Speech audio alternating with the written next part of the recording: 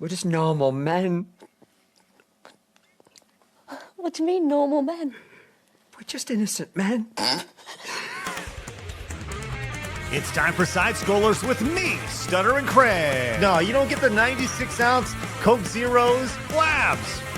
Yo, my androids, what's up? And straight from the hood, Phoenix. It's really enjoyable as an adult male to shit your pants. And now, broadcasting from our homes around the internet, it's time for Side Scrollers.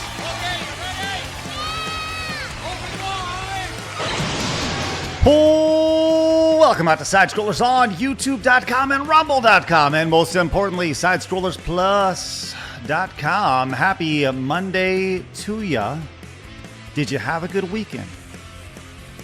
Oh, that's good. All right. Hello, Blabs. Good to see you. Good morning. You know, I've just realized you put the painting up. I like it.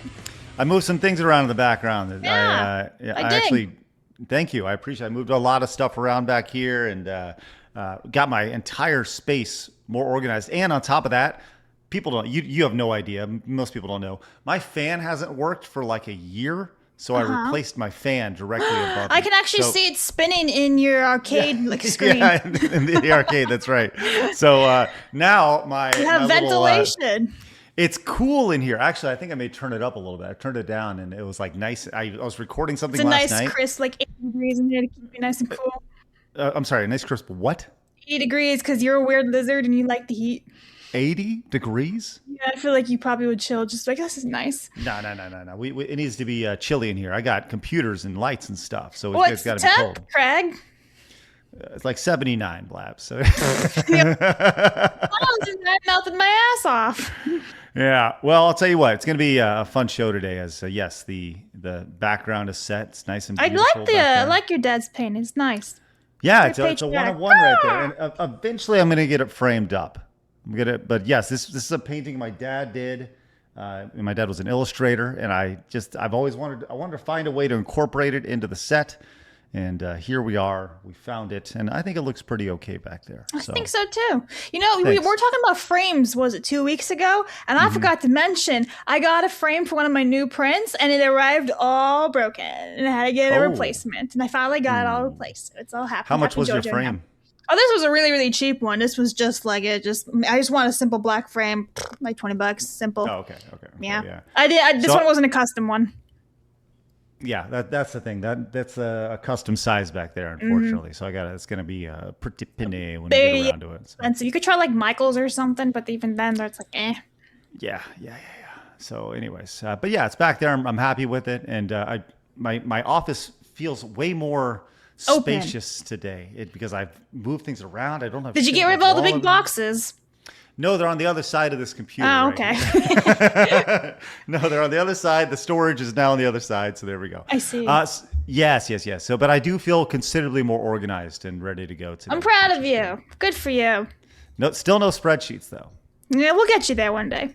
Okay, maybe that's what I'll do. Is when we'll get you down here and we'll have you organize all of our props and the spreadsheets. No, all of it. Do you have the receipts still? No. Oh, I was gonna make it. You could do inventory for all of our stuff for side scrollers that we have. Okay, that's easy. Yeah, just stay out of my way, okay? You'll make me slow. I have no interest in getting in your way. Okay, perfect. Well, I'll tell you what. Usually we wish Phoenix a wonderful happy birthday, but not today. No happy birthday for Phoenix, but an extra happy birthday for Banana JuJu. Hello, birthday girl. Yay! Who would have thought I'd share a birthday with Phoenix, huh? Oh, yeah. Who would have thought? To be sure, Who would have thought? So, happy birthday to you. You look Thank you so much. You look very ready to celebrate. Yes, I'm ready to party with you guys. Oh, good. Well, this is going to be a true party today. Wonderful. Did you have any birthday wishes this year, JuJu? Oh, I went live yesterday, and I think almost 1,000 people rocked up. The stream ended with me in happy tears. So, yeah, I have such a lovely community. So, thanks again to all my banana bros out there. I love it. That's awesome. Well, congratulations. Love to see that. And thank you. I also saw that people are really hating you online, so we're going to get into that too. It's going to be a fun show. So, They love to hate me. speaking of people who they love to hate, I do not want to wish this guy a happy birthday at all today, but I reluctantly will. Happy birthday, Phoenix. That is correct. Happy birthday to us. Oh, wow. Yay! What Happy a special birthday, gang! What a special day. It is an absolute honor to come to the realization that I share the same birthday with JuJu. Thank you so much. What a wonderful honor. Amazing. Yes. Happy birthday, Phoenix. Happy birthday to you. Thank you. Happy birthday to us. yay! Oh, great. I do have to rain on the parade, JuJu. What? But Phoenix doesn't have a birthday. What? He was from a failed science lab experiment, so Rude. What about an A birth- unbirthday? that works. just- On birthday, yeah. that works too. So happy, merry unbirthday. Phoenix, happy birthday, buddy. Thank you. That's what I was just trying to get at. I appreciate Thank it. you. I'm glad we could do that for you. All right. So lots going on today. We had a very busy weekend of insanity in the world. We're going to talk about that. If you're new, make sure you hit that subscribe button. Join the 148,000 normal men who found us over on YouTube, the over 52,000 on Rumble. We are growing like a weed over on Kick, which is great. I encourage everyone to go follow over there because, Phoenix, I don't know if you've heard about it, but on Wednesdays after the show, it's the hot new stream that everyone on the internet is breaking down and watching. It's Gregging it with Kick. That's right, on Wednesday after the show ends. So make sure you guys follow us over on Kick as well, because it's a bonus fun time. Hello, Kicksters over there. Good to see you. Also, we're live over on Twitch, and if you really want the show delivered to your pants every day, you can via Spotify, which is good stuff. We also have our new Side Scrollers Bitch channel, which is like growing really well, actually. Yeah, great. Yeah, it's very exciting to see over there. So if you want to watch little clips of the show, you can do that over on the Side Scrollers Bits channel. Encourage you to check that out and just subscribe over there. Closing in on 10,000 subscribers soon, so that's great. As we mentioned, we do have Sin City coming up, which is happening in Las Vegas. If you guys haven't yet, make sure you guys use the link in the description and join us in Sin City coming up September 25th. It's a one-night-only event with us, Arch, Jake, and Tectone. Very much looking forward to hanging out with those boys out there. We got a little Tectone news today, as I don't know if you saw this or not, but he's threatening to sue Hassan Piker.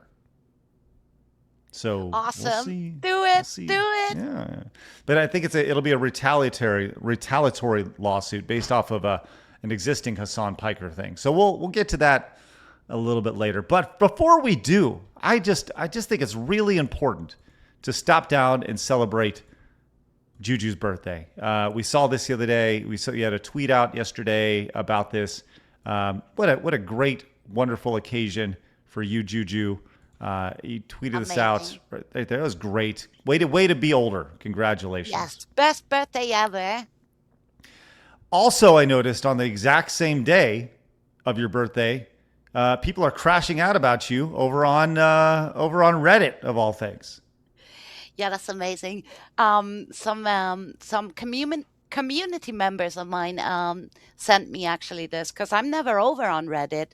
I stay as far away from Reddit as possible. So I didn't know that this was going on, but apparently for the last couple of months or so, they've been freaking out, and this is just the latest in. They really, really don't like us. And the same goes for Powder and Rev and now Yukivari too. Crazy, man. They love to hate us. I love that we have all you guys on the show. Amazing. All the chuds. Yeah, I get that's nice. What do they hate about you? Well, it started with my hairstyle, right? Oh. And then I got into the AI controversy since I'm one of those VTubers that use AI generation, and they don't like that because it goes against the art community, which is kind of hand in hand with the VTubers. So they don't really like that. And I don't know. I guess that's it. I'm a racist, a bigot, and an AI user. They don't Can I ask like a quick that. question? Yes. Yes. When was the VTuber space? Okay. It seems like the VTuber space has like this unwritten constitution of rules. When did that happen? Has it always been like that in the space, that there is a set of rules that everyone just knows about somehow and you're supposed to follow that in lockstep? Or did that slowly kind of come in the way we saw in 2016, the way everything was kind of infiltrated? I'm kind of curious about that because I'm ignorant to all of it. Well, I've been a VTuber since 2020. This is the second model, so I rebranded. I was a Fox way back in the days.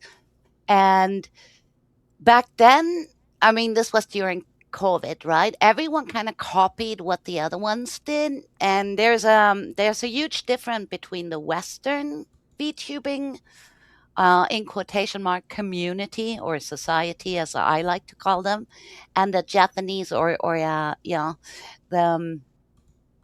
so that's more of an idol culture back in Asia, and here in the West, anything goes. But we do look up to the bigger VTubers, and we kind of copy them. And since it requires an artist to draw your model and rig it for you, those kind of go hand in hand. And now that AI is basically making it accessible to just print out anything you want, the artists start freaking out. But the Western VTuber culture, as I come to understand it, has always been very left-leaning, very woke, very lame and gay. And I, at the beginning, tried to be just like the rest of them. And when I debuted this model with the hairstyle, I mean, I don't look like the other VTubers, right? I kind of stick out with this model, and they don't like that very much. So they try to bully me out of the VTubing society, and didn't succeed. I kept on going, and it just gets them furious. JuJu, what was it about your hairstyle that got them upset? I think it's because they say you have to. It's a black culture, and then it's inappropriate, apparently. But I'm a cartoon character. I'm not even real. Like, what the fuck? My hair is made out of cheese doodles. What does it matter if I'm black and white? Can I just say, Yes. like, I actually had something very similar happen to me in the last few weeks. So I was gifted a Harry Potter towel twist for my hair. And Yeah. it's like, when you have long hair, oftentimes you put in a towel after you get out of the shower so it's not all over the place, right? And somebody called me culturally appropriating because I had a towel on my head. Oh, I'm like, I have curly fucking hair. It's drying my hair. Taliban, so culturally inappropriate. Yeah. How dare? Yeah, No, but apparently it's having a Gryffindor ridiculous. towel is nuts. So, yeah, my VTuber plays into the lore of jungle and the Tarzan movies, and I'm a surfer chick in real life, so I've got dreadlocks. Nobody cares. I could be a fat black dude. Who knows? I'm a VTuber. What does it fucking matter? And yeah, they started freaking out, hating me for, well, I say no particular reason, just this hair. I love the idea of you being a big black guy in real life. I think that's hilarious. Yeah. Big long black guy named like George or something. And also, I didn't know this. Apparently, if you're a monkey, that you're black, or it has to also do with the black culture. But I didn't know this. So They're racist. it sounds Yeah, very racist to me. Yeah. So I didn't put the one and one together, but the other ones did and pointed it out. So you're a monkey. You have a black hairstyle, and that makes you a racist. But then my question is, aren't they the racist for pointing this out? Right, Or right. And there's seeing probably it that way? probably some like early 20 white girl liberal, out of college who's like, you can't have that, and they're the ones pointing it out, but while not realizing that they're being extremely racist. It's always how it is. I wanted to bring it back to this Reddit thing. Kirsha came in and she actually brought this up. Just let us spread lies about you and create more threads we can link in the future as quote proof of your bad behavior that will be used to directly attack your sponsor. And this is kind of where I think Kirsche and you and a lot of the VTubers lead. No, we're not doing that. Nope. We're done with that. It's like we're no longer doing that anymore. This is not 2016. This is not 2021. We're not doing that anymore. And I think that's a good way to look at it there. So exactly, and I'm glad it's finally shifting, because when I started as a VTuber, I was too afraid, or you weren't allowed to speak about these topics. Your channel would get demonetized or banned or worse, because we weren't allowed. And now that the culture finally has shifted and we can approach these controversial topics, it gets them furious. But I think it's important that we're finally allowed to be ourselves and stop pretending to lean to the left just to not get canceled.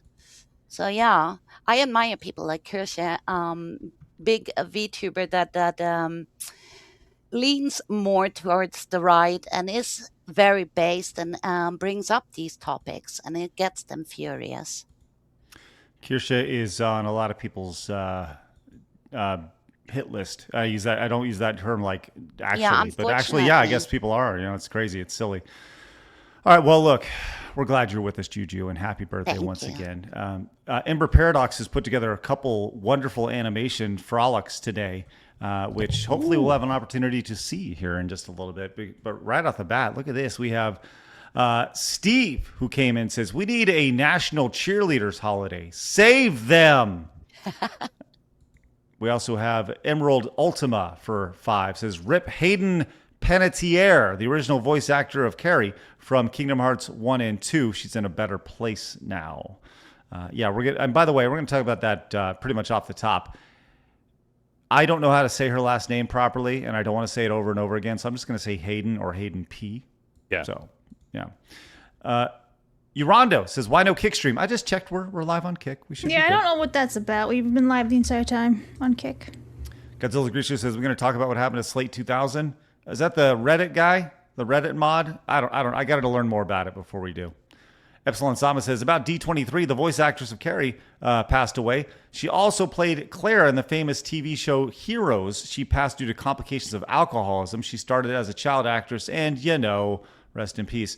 Well, actually, a little bit more than that, than just complications of alcoholism, which we'll get to in just very, very shortly. Young Stove says, Wolverine is AAA Schlurpo, typical cliche BS pass. We'll get to that as well today. Base Gamer says, Craig, what is going on with your airport and feet washing? Also, happy birthday, Peggy, and hi, JuJu. Thank you. Yeah, there was so there was a thing that happened, and I didn't know about this. Apparently, they were installing a feet washing area for people of the Muslim faith, and that got struck down. So, I don't know. Based Gamer says, also, Craig, where is the merch drop in that interview with the Dragon Age dev from Pool? The Dragon Age dev I've been talking to privately, and we're working on that. The last I asked was, are you comfortable being on camera for an interview, or do you need to disguise yourself? I have not heard back from him. Regarding the merch drop, well, school has started, which is exciting. So we have new help here that's going to be helping out with working on merch and stuff later on down the line. So coming. Captain Rudy says, I had a little back and forth with someone who's anti-AI a few weeks ago on X, and it boiled down to them saying that they think generative AI programs should be regulated on the same level as firearms. Okay. That's all right. A little bit heavy. Yeah. Delta says, I'm kind of amazed that you had Nick on as a guest. All this little infighting he had between you, Smash, Alyssa Mercante, and hearing he's been told by his colleagues to tone down, and a year later, him and his buddy want a game CEO dead. Yeah, we'll get to that a little bit later, too. The Moose Nugget, also with 5, says, good day, Mr. Craig and Miss Blabs. Good day and happy birthday, Miss JuJu, and also His Eminence Phoenix. Thank you. All right. Guys, thank you very much for the great start. We do have a Montez goal up over on YouTube. which is always fun and exciting. But look, we got a lot of news to get to. Coming up in about 35 minutes, we're going to have Mike Clum on the show for about 20 minutes to talk about his ED445 documentary, which most of you have probably seen it. But if you haven't, it is probably one of the most disturbing documentaries I've ever seen. And we're gonna have him on about 20 minutes to talk about 20 minutes to talk about that. But before we get to that nonsense, let's lighten it up a little bit. It's time for my favorite segment, your favorite segment, everybody in the world's favorite segment. It's time for our news.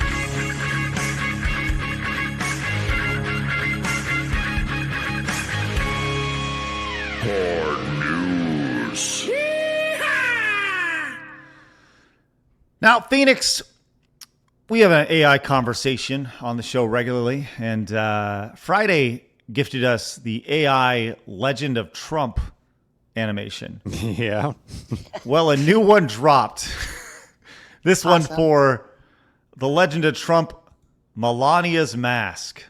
Naturally a sequel. Let's go and see how this goes.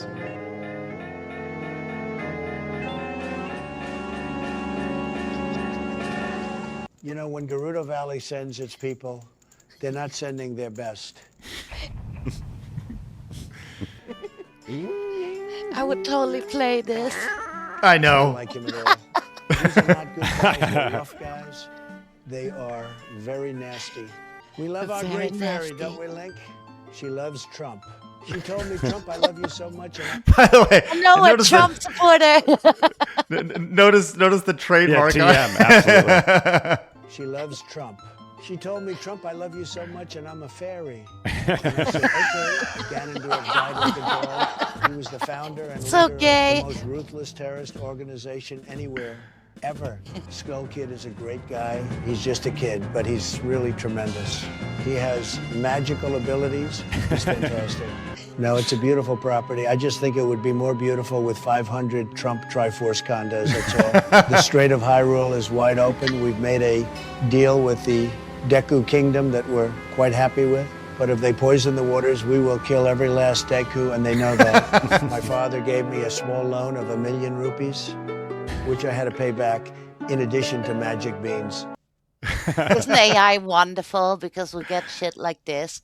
Oh, it's so good, so good. This These is are great. These are Yeah. phenomenal. Yeah. Like I love every. This is the Tingle one is great. Just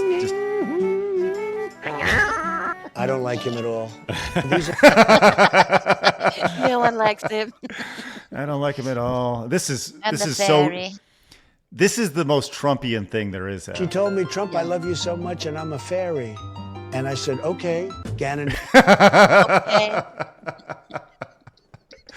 Look, Oh, people can complain about AI all you want, but it also delivers this. And I've said this many, many times before. I am willing to pay more for RAM Yes, to have more Trump Legend of Zelda videos. Just saying. this is hilarious. We need Phoenix, more. is this are you okay with that at least? Are you okay with a little bit of that? You know, I think that's my answer. But listen, if you're going to do it, right, if you're going to use AI, I love seeing funny stuff like this. Like this is stuff that moves a cultural needle.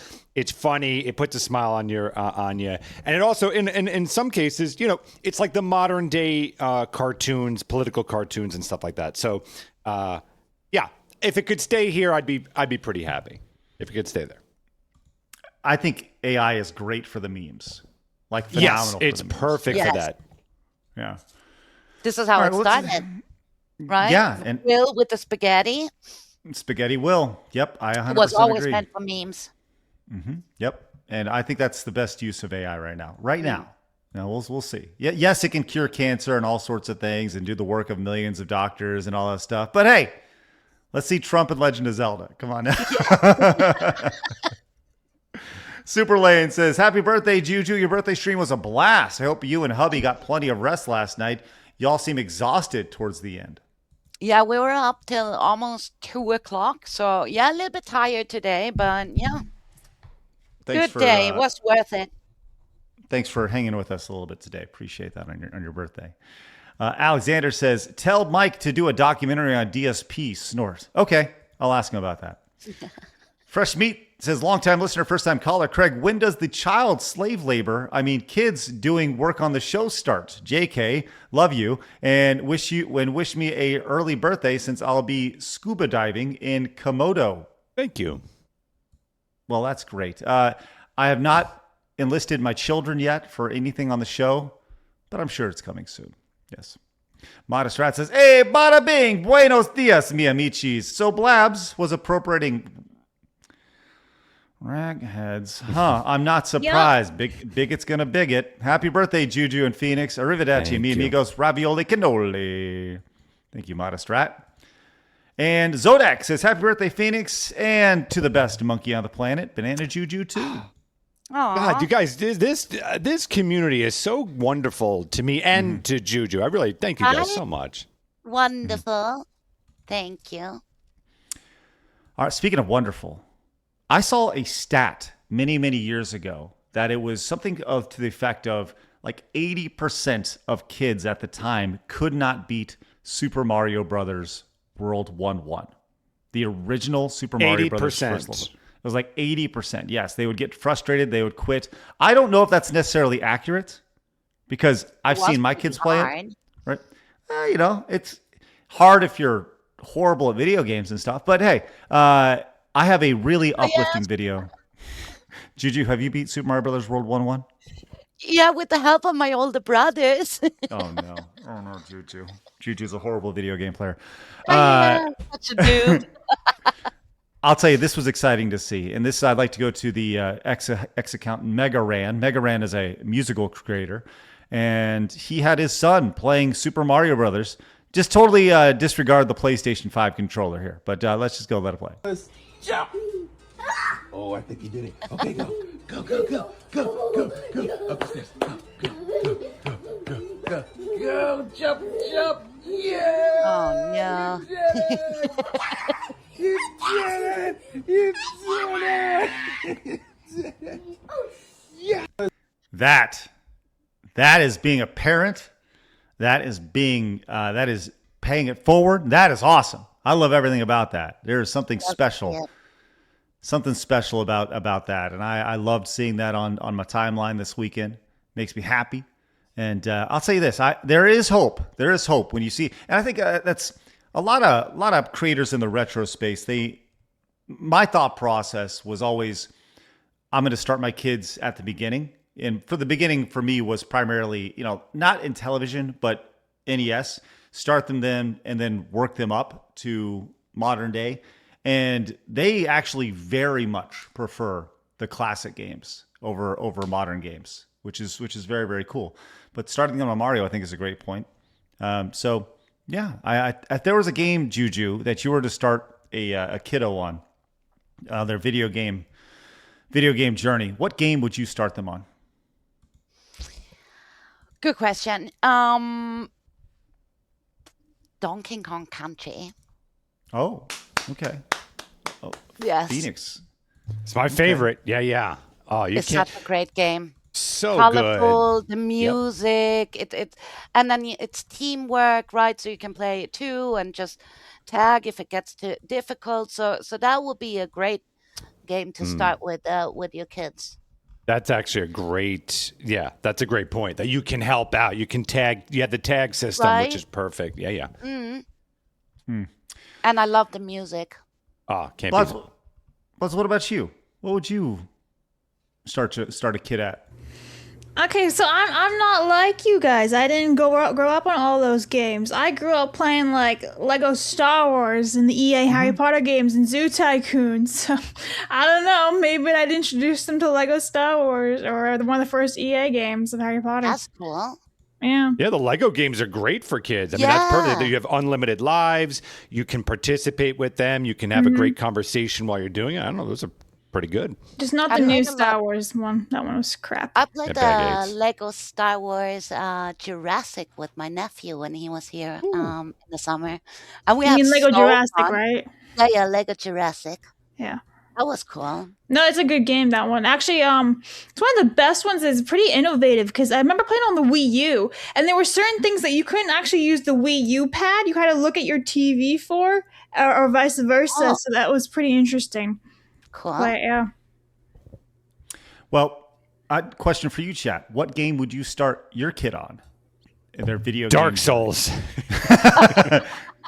Get spit up and shoot out, right? Huh? That's good. Neptune Island. Hey, Skylar came in and says, you should look at the Chud Vengers post by Keen if you haven't seen it. Happy birthday, JuJu. Listening to them sing to you yesterday was hilarious. That was a curse. My poor And, chat. Dream Killer Mike says, hey, side scrollers, happy birthday, JuJu. Betty White flaccid cack is more threatening than Hassan. Hope tech wins. YouTube really won't let me swear. Shake my damn head. All right, there you go. Thank you, Mike. Appreciate that. We may get to the Tectone story a little bit later on. All right, let's go on to something a little more sobering, if you will. And that is a noticeable death in the world of entertainment. Now, I'm not going to pretend that I was some big Hayden Panettiere fan, but it is noticeable, or at least notable, whenever somebody like Hayden Panettiere dies. This was interesting here to see. Before we get into kind of some of the conspiracies are already circling around here, let's talk about her as an artist. This is who she was.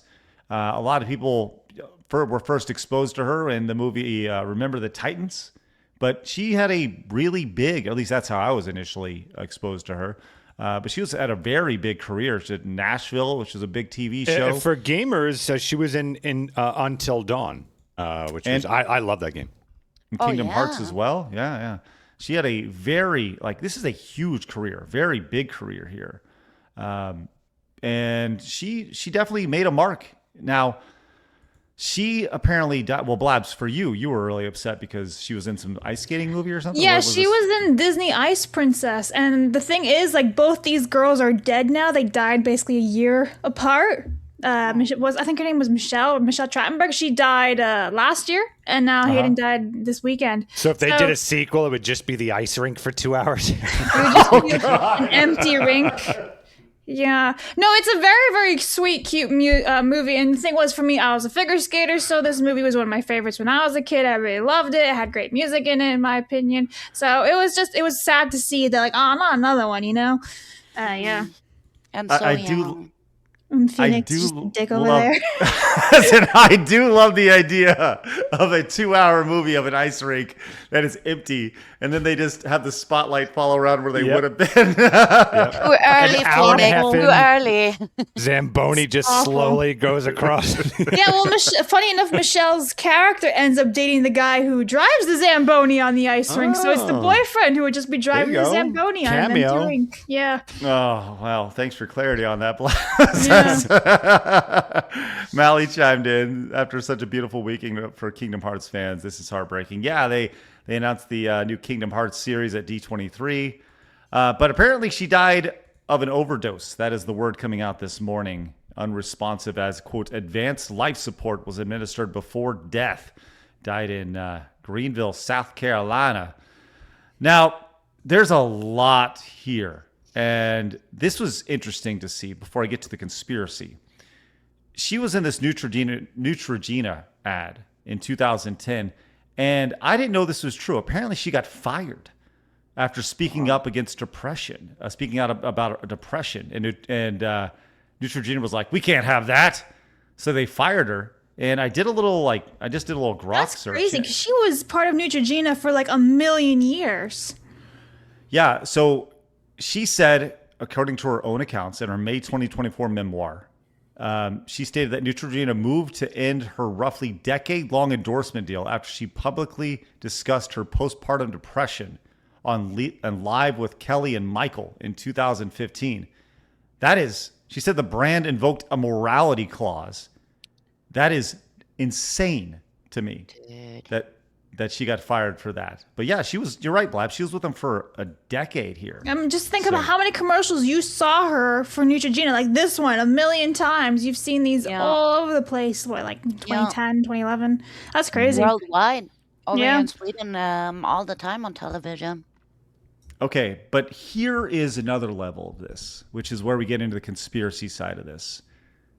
This guy says, Hayden P just died at 36, 3 months after her bombshell exposure of the elite Hollywood / music system. Now I want to play a little bit of this right here. And this was her on a podcast talking about this. Is all of them. All of them. You write about a moment in your career where a friend of yours takes you onto a boat. You're led to a room which has an older man in it, and then basically told to perform sexual acts and, Oh, yeah. Perspective completely shifted, and I realized that I was in danger. But by the time I'd realized I was in danger, I was quite literally out to sea. And it was that moment shook me and was shocking. And I was quite literally walked down, and I had been having a great time. There was no hints of anything like that happening. So it took me, I was shocked. It took me by surprise. And it was led by somebody that I had grown to trust and see as a protector and somebody who had my back. And to be walked down, down the stairs, and it was as like a surprise, presented as though it was like a surprise. And it was this very small room, and she physically put me in the bed next to this undressed man who was very famous and had his hands like this, like this was just an average day for him. This is something that happens all the time. And I waited for her to leave, and I mean that lion in me, that fire in me, that my hair stood on end, and I became ferocious. I was like, this is not happening. But I had nowhere to hide, and I bolted, and I hid wherever I could think of to hide on a boat. There was no jumping off and swimming away, and there was nobody who was going to, I realized that there was nobody who was going to be empathetic to my situation, that this was nothing new to them. This is Alec Baldwin, or Stephen Baldwin, I'm sorry, speaking about It is all of them. All of them. And not one will be able to escape. What is this, some horror movie? Yeah. Well, I feel like we hear this story played out specifically in Hollywood and entertainment so often. This power dynamic of like, it's gross, it's dirty, Disgusting. and she's just talking about this just a few months ago, and if she died of an overdose, I mean, the things that are happening to these people. They're causing them to spiral into depression, spiral into drug use. And I mean, I'm not saying that is what's caused it, but I'm saying that could be something that, I mean, we don't know if it's true or not. She's just talking about it, but we hear this story so often. Literally happened to me. There are so many artists Okay. that this has happened to, right? That they got some kind of drug addiction, and then they just like die from some heart failure or something, and it seems very weird. And the entertainment industry, it's got a dark side to it, because everyone wants to get to the top, and what are you willing to do to get there? And they know especially when you're young and it's a young female, and you want to get your name out there, how far are you willing to get? Can you say no? And where are you going to hide on a boat? I mean, this is terrible. So yeah, that pressure, it must screw you up from the inside. So no wonder they start using drugs. And then basically Hollywood got you in the palm of your hand, right? It's scary. Okay, so you mentioned something there, JuJu. You said female, right? But Phoenix, you just said something that I think should not be glossed over. And I'm going to let you go into as much detail as you want over this. I think I've talked about that, right? Not publicly. Right? No, not publicly. At least not on our show. Okay, not on this show. Yeah, I mean, I'm not going to give all details, but big difference. I was maybe 22. I don't remember. But young 20s. Also a dude. That's a very different dynamic there. I could have taken care of myself if I needed to. But long story short, I was told that there would be this business deal. We were going to discuss this project that we were doing. Went with this higher up in the industry on a boat, and it wasn't a huge yacht, but it was a fairly decent sized boat. But just this person and I, and we'll call that gentleman X. And X took me out on the boat. We're having a good time. And then this person starts talking to me about, where do you want to get in your career and stuff like this. I was always behind the scenes. This wasn't acting or anything like that, but it was behind the scenes and climbing the ladder.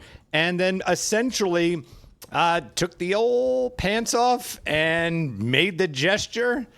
And I said, sure. No, I said, absolutely. So once I was done and I cleaned my face, no. So I said, absolutely not. I was absolutely fucking not. I made it very, very, very clear to him that wasn't going to happen. No. He said basically like, well, good luck with your career then. And then took me, again, it's just he and I, took me to the totally different dock where I had to walk all the way back because I didn't have any of my stuff with me. So I had to walk all the way back and find my car and all this other bullshit. So like, again, I am not a woman in this situation. I know others who have been in this situation. I know women at parties that were basically just put in a corner and fondled and weird shit like that. This is part of the reasons why I'm like, I'm the fuck out of this weird culty shit. This is too much for me. This is not about art. Sorry, I didn't mean it only happens to women, because there are a great many examples for bigger artists where it affects the men as well. But I feel Terry like Crews. Yeah, or Michael Jackson, or Brendan just Fraser. Like, yeah, so many, or Macaulay Culkin. I mean, he's still around, but his career is fucked, and he was a drug addict and living on the streets. So it happens to so many. Look at the Mel Gibson. Hollywood tried to push him aside, and it happens to so many, right? And they give you a bad rep. But women are kind of like more sensitive and probably more unlikely to go like, no, I'm not gonna suck your dick for or the men are probably, I don't know, stronger and go like, no, I'm not gonna go there. And women just, I mean, we are the weaker sex, right? So, but it happens to both genders, obviously. Very sad. Dark side of the entertainment industry. But the boat thing is interesting because in so many of the situations that I'm aware of, that I've heard of, and all other stuff, and my own situation is very much a get you in a power position. Like you are unable to escape easily. This is not, So when you're talking about, when you're basically having a conversation with the devil, that's essentially promising you, climbing the ladder, or maybe for an artist, for an actor, becoming famous and the money and all this other shit. And you're also looking at like, I'm literally unable to leave. You kind of see that this is potentially a reoccurring pattern for a reason. Phoenix, I don't mean to put you on the spot. Mm-hmm. But I saw this question asked in the chat specifically of Hayden, and I want to ask it of you. When these things happen, why do people not say names? So I can only give you my personal thing. If had this been a R situation, ends with E, right? Mm-hmm. That's different. So you have to remember, for a guy like me, I'm 22, 21, something like that. This is not something where when I said it, he forced himself on me. There was no any of that. This is essentially just the way I'm seeing it, is a horny individual that's promising me a lot. I say no, and pretty much that's it. We're done at that point, right? So there isn't a whole lot legally I can do. Had he continued, that would be different. Had I had evidence that he forced himself on other people, I would probably say something. But a lot of the time, I can only speak, again, from my perspective. Whenever I would see these things, I never knew who was behind it. I just see the girl that's hired to go to a party and just be fondled. I just hear stories from other people that they were in the same thing. And it was always whispers at a party. It was always like, dude, like, something just happened to me with ... I don't want to talk about it. And everyone knew what that meant because you kind of either yourself had that happen to you or you knew someone that happened to them. So I can only speak for me. To me, I didn't see anything illegally happen. Right. And so for me to then pick a fight with no evidence of anything with a big person that's X, not only I could get ruined, people I know could get ruined, and also nothing actually happened. Right. Yeah. Okay. And I was of age too. Right. And so you weren't like dumped off a boat or anything. He just made it really took me to the wrong inconvenient. dock. Right. Just made it really inconvenient for you to. Yes. Right. This person, like, I guess my thing is like with Hayden, she mentions this stuff, and it's like now she can't really do anything about it, right? But if she had said, "Hey, this," maybe she left a note or something. Obviously, it sounds like it was an overdose. It's not like she killed herself, at least not on purpose. And maybe this was one of those quotation overdoses, where somebody may have spiked something a little bit more than used to, or whatever. You hear about these things where it's like, yeah, we're going to make it look like an overdose. Like I said, I don't want to go down that road, but there's always that other, she just spoke about this. If we gave it a little time to breathe, people would forget about it. You never know, right? But I think it's amazing. How quickly did, people don't realize this about you, Phoenix. You were a hot shot up and comer in Hollywood. Yeah, like to the point where we were talking about, I'm not saying we would have guaranteed happen. I don't want him to say that. To the point where we're talking about potentially getting a TV series of mine produced. Like, so I had written this thing, and there was this conversation. It was further along than other people would ever have the opportunity to get it done. So I knew a lot of people. Again, I was a behind the scenes person, and I saw a lot, experienced a lot, and was climbing the ladder to be a 6-figure guy. Was connected to some of the top talent there was fairly respected by them. And then I saw it was just all too much. I just saw way too much shit where I went, this is not what I signed up for. How quickly after you had that encounter did your career, I would say, I'm not going to say fizzle, but like, were you like, oh, okay, I'm out? Like, or did they say you're out? So, no. So they definitely, it was clear that suddenly my respect with this particular project went from extremely very high to suddenly essentially get us coffee and no one likes you and it's time to move on. Thankfully, because of how I don't want to take up the whole show doing this, because of how my career was working, I didn't work for company X, right? I wasn't hired by Hollywood company X. I was my own boss. I had my own company, and so I could pick the client. Thankfully, this was a niche project where me moving to, give you an example. If let's say you only worked in commercials, well, that meant I could work in movies, and that's a different group of people a lot of times. So I shifted what I was doing and got to continue a little bit longer, and then found out that in even that other part of the industry, hey, what do you know? This also exists. And also the thing that affected me even the worst was the deep fucking racism there. Deep racism. When we'd be doing commercials and stuff, they'd go, you know what? Get rid of that fat N-word. Put this, da-da-da-da-da. And then next day, go on camera saying we believe that everyone is equal. And it was just that fucking just, what do we do? Am I living in it's all fake. And it drove me absolutely crazy. And I was just like, I can't possibly, I'd be the biggest hypocrite in the world to continue to just close my eyes and my ears and just put my head down and keep making stuff for these people that ultimately funds all this nonsense and bullshit. I can't be a part of that. So I gave up all of it. I went from that trajectory of even talking about having my own TV series. I worked in retail. And my resume essentially read movies down to paper or plastic for retail. I gave it all up. So not a lot of people do that. I wish they did, but I get why they don't. You know, it's hard to go from that into something like retail. Right. Do you regret it, Phoenix? No, I don't regret, because for me, good on you.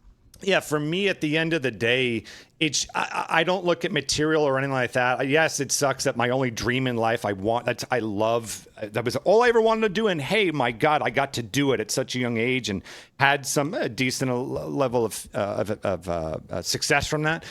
But at the end of the day, I would not be able to live with myself in doing that. Just in the same way, if let's go with an extreme, I'm going to go with a super extreme, but that way you can kind of see it. With whatever you're doing that makes you money, if you found out that in some way funded CP or just something that you're very much against, how much could you sleep at night with yourself doing that? And you could lie to yourself enough saying, well, I'm not making that. But at the end of the day, you're part of the cog in the factory that does. You know what I mean? Mm-hmm. So. Well, you hear these things, you hear about them all. You hear about them, word gets out, and it's always tough when you experience it through other people that have experienced it, and that's not fun for us to hear at all, for that you had that experience. And it's obviously shaped you, and I just like it. I'm sure it shaped her as well, dramatically. So, yeah. All right, let's go. In just a few minutes, Mike's going to be joining us, the director of the ED445 documentary. Speaking of creeps, we're going to get to that here in just a minute. Before we do, let's get to a couple supers, Blabs, and do a quick hit about digital ownership. Blabs, coming to you. So, Mercenary says, Super Mario Brothers 2, The Lost Levels. Dark Souls is too easy. Okay, bud. Mr. Rich Low Pitch for 5 says, feel really bad for the parents. Hayden also had a younger brother who also died a few years back. Yes, this is true. Her parents have basically no children left, or maybe there's another sibling, but that's awful to lose 2 kids in the span of 6 years or something. That's awful. Terrible. Mac for 2 says, only knew Michelle in the classic Eurotrip and Hayden in cheerleader movies. Barely remembered her in Remember the Titans. Hennifer for 1 says, I would start my kids off on Where in the World is Carmen Sandiego, Microsoft's Flight Simulator, Star Fox 1 and 2 on SNES, Star Fox 64, and the Strike Trilogy on Genesis. Bike Shorts for 2 says, hey, Side Scrollers, hey, JuJu, happy birthday, hope you had a good one. 2 on Xenosaga. Super Lane says, time to sing, Scrollers. Happy birthday to you. Happy birthday to you. Happy birthday, dear JuJu. Happy birthday to you. Aw, thank you. Mercenary for 2 says, there's a real reason why they say Hollywood was meant to be the new Babylon. The things they did in Babylon would raise your hackles. Mac for 5 says, it's been long known that Hollywood is like that. Doesn't discriminate either between the sexes. Also doesn't help that there are others that use this to get ahead in their career. Captain Rudy for 10 says, I remember hearing a similar conspiracy theory where the car Paul Walker was in where he died, it was tampered with because he was going to blow the whistle on a certain Hollywood conspiracy. I never heard that one before. Shlow Mojo for 5 says, sounds like it's always sunny in Philadelphia. The implication of being out on sea, maybe they knew something. Phoenix, did you know something out on sea? I did not. Delta also came in with 5, says, my choice to introduce to my kids would be Balls 3D on the Sega Genesis. Hell yeah! Ooh. That or Sonic Pinball, but Balls is a funnier choice. Delta, it's fucked up, man. It's fucked up. All right, let's go to a quick hit before Mike joins us. Once again, he's going to join us for about 20 minutes or so to talk about his new documentary. Did you see the story over the weekend about the PBS station that is trying to get all of its content back after 50 terabytes of its own files were just the data center that they were hosted on went out of business? Did you guys see this? Through your tweet, I did. Yeah. Yes. So it has videos, TV shows, photos, and other archives stored all in this cloud storage company. And open source storage then goes out of business. So then they lose access to all of the files. And now they're trying to go the court route to finally get access to it. And Demian says, BPBS, have 50 years of your shows on cloud. The service hosting goes bankrupt. Servers shut down immediately. All media is lost forever. But digital is the future, right, guys? Right? one of those dangers we talk about here. With hey, we're gonna make your games digital for Sony. We're gonna make your games digital for you get a nice code for your Nintendo. But that's where we're at now. My favorite thing, though, is that GIF that they use, or the image of Arthur with his clutched knuckles, like, "Urgh!" And I freaking love that. That to me was like, that's perfect, because that's literally what PBS is feeling right now. They're like, damn, and it's just Arthur with his knuckles. That's the shame of all this to me is that, like, for me, I liked what we had, like, in the 10 years ago or whatever, of like just, you have digital and you have physical. And I certainly understand the how some people love digital. Great. You should have that. And I also 100% understand the physical. It's a shame. Like, you can see in both situations here, yes, it's great for when you're PBS that you can pull things up immediately. You have the digital. There's all sorts of things that you can do. It's easier amongst every department in the studios to have that stuff. But here we are now where physical would have helped. And we're missing that. It's a shame that both can't exist at the same time. Right.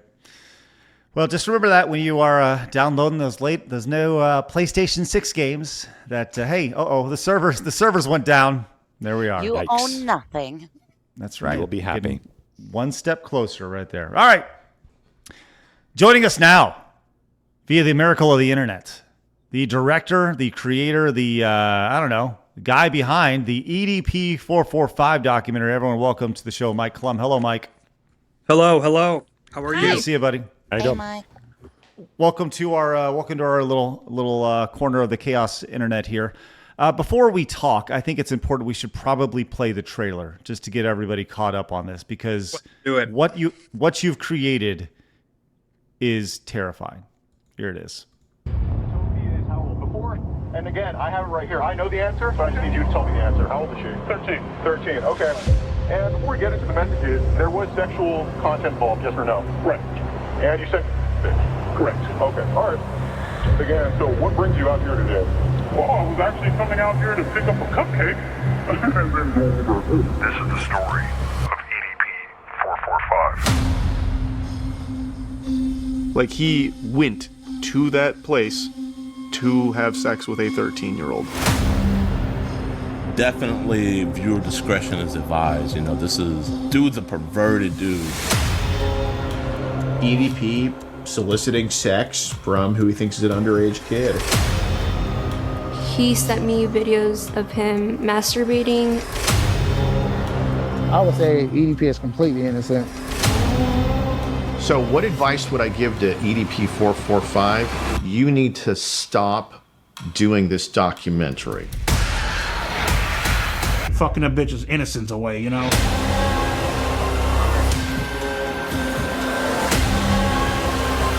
Why do you think you wanted to have sex with a 13-year-old? I mean, the reason why I wanted to have sex with a 13-year-old is already fucking clear.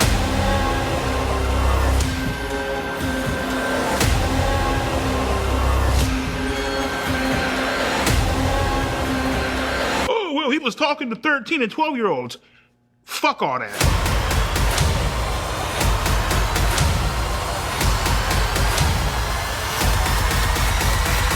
None of you fucking faggots can break my ass because I'm still standing, bitch. All right. So, Mike, you did it. You created this documentary around EDP445. I did not know what EDP meant before then. I don't know if anybody did, but that's one of the things we learned about this in the documentary. Yeah, I'm sorry. I feel like I do apologize for bringing down your quality of life, I imagine. At least you could. Watching this has gotten slightly worse after seeing that trailer, so. Yeah, everybody is in a much worse place now. But thank you. I feel there needs to be context before we bring you on. So I watched the entire documentary. Phoenix, you're about 3/4 of the way through. 3/4. Yeah. JuJu, you don't have a whole lot of interest in it because you like to be happy in life. But I have. This is horrific.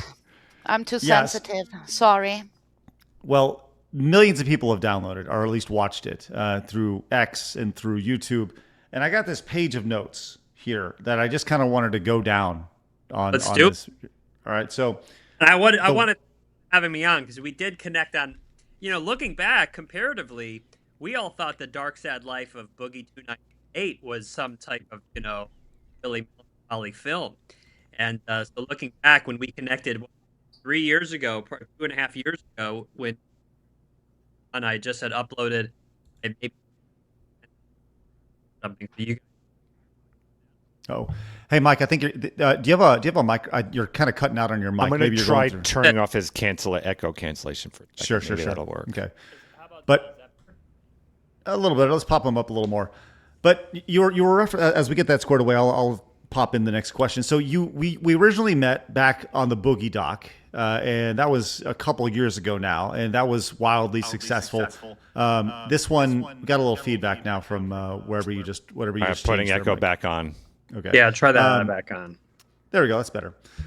But we met you a couple of years ago when you released the Boogie doc, and Boogie actually makes an appearance in this doc, which was kind of a nice little full circle moment here. But in your time documenting EDP, which once again, this is one of the most evil, vile, sick dudes I've ever seen before. I didn't know a whole lot about him before we started, but what I saw was someone who I describe as an insecure narcissist, someone who it's all about him while still having no self-confidence at all. Is that accurate? Insecure you could put, I think, a lot of YouTubers, if not most YouTubers, into the bucket of insecure narcissists. It's to the extent, do they act on criminal behavior or not, and how good are they at sort of holding back, sort of doing things that are illegal or could be allegedly illegal. So I think EDP is like a lot of people on the internet. They want to get their voice heard. They want to say crazy things. They want to express themselves. They don't, maybe give a shit about, kind of negative feedback. And so it just happened to be that he did try to he left his house to go meet up with a 13-year-old to have sex, which is immoral and a crime. But I think the reason he wanted to do this was largely just for the same reason a lot of people make YouTube videos. They just want to share their story and talk and get their name out. So I would say probably there's definitely some narcissism there, definitely some insecurity, but I don't think it's super unique to him. I think that it's anyone that's broadcasting themselves on the internet probably is like that a little bit. Hey everybody, good to see you. With that said, there was something that stuck out to me immediately about him.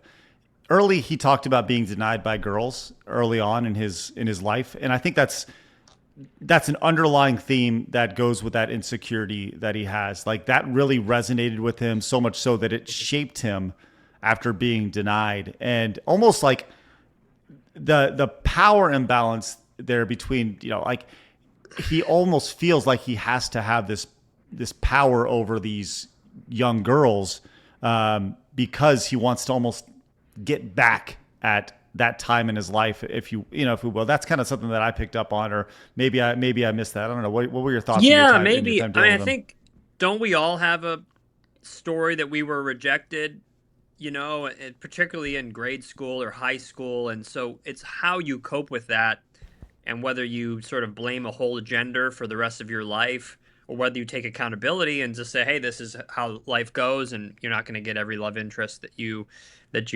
have. I think with him, he created a lot of resentment towards women that I don't necessarily think that caused any attraction to minors. I think that might have caused some red pill sort of kind of affiliations or content he's sort of dived into over the years. I think attraction to minors is more than likely, a combination of genetic and environmental factors.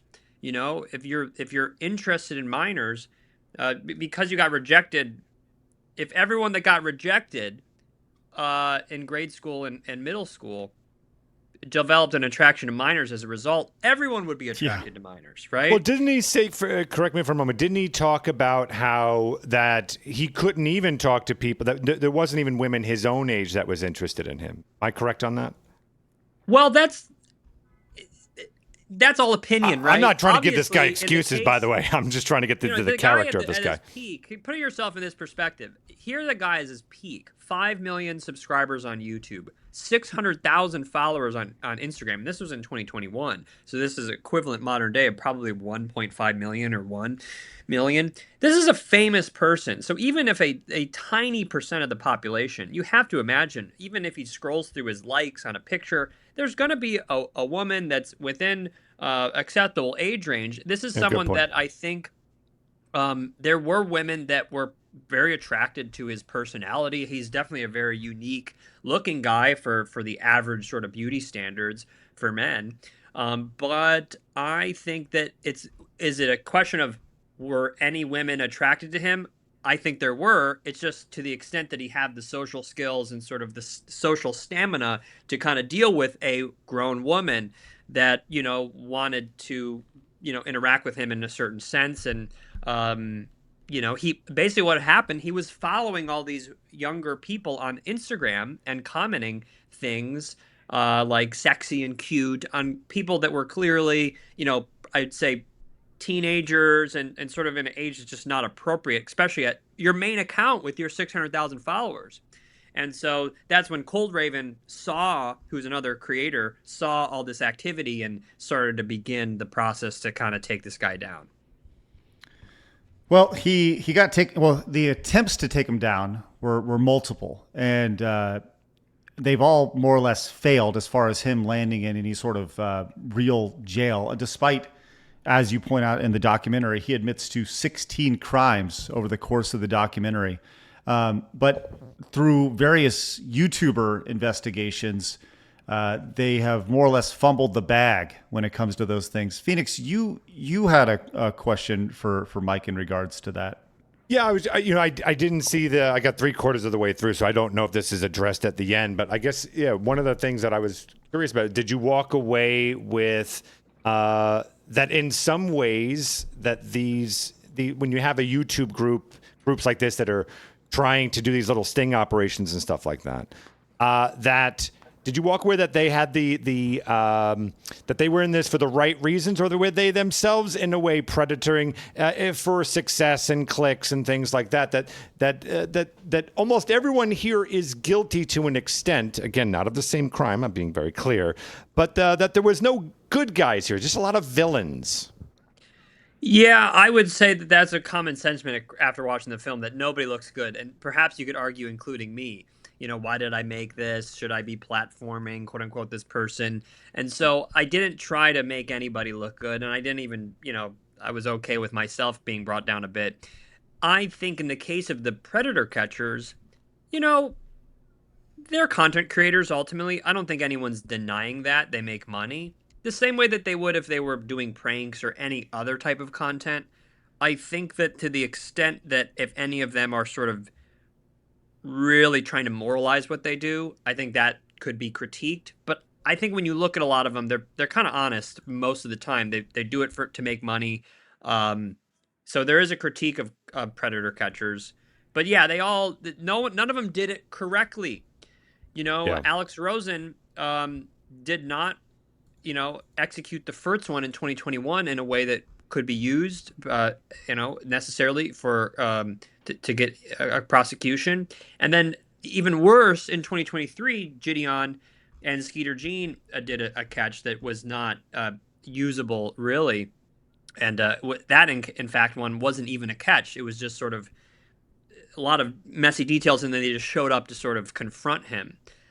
Now, the good news is they've all gotten way better. Alex Rosen, if you look at his newest content, is substantially better at sort of his operation with predator poachers. You can say what you want about him, personally and whatever, but his ability to get convictions is way better. And then Skeeter and Gideon have gotten way better. In fact, at the time, Gideon wasn't even doing predator catching; he was doing pranks. So he just approached this as almost like a prank video. So he was not tuned into how to effectively do this, how to interact with law enforcement, and when to interact with law enforcement. So they were all, how EDP got lucky in that he was interacting with Alex, Skeeter, and Gideon at the very early curve of their predator catching journey. And so he was the one that was almost the guinea pig for, that now I think if Alex would have caught EDP now, I don't think EDP would be around to talk about it.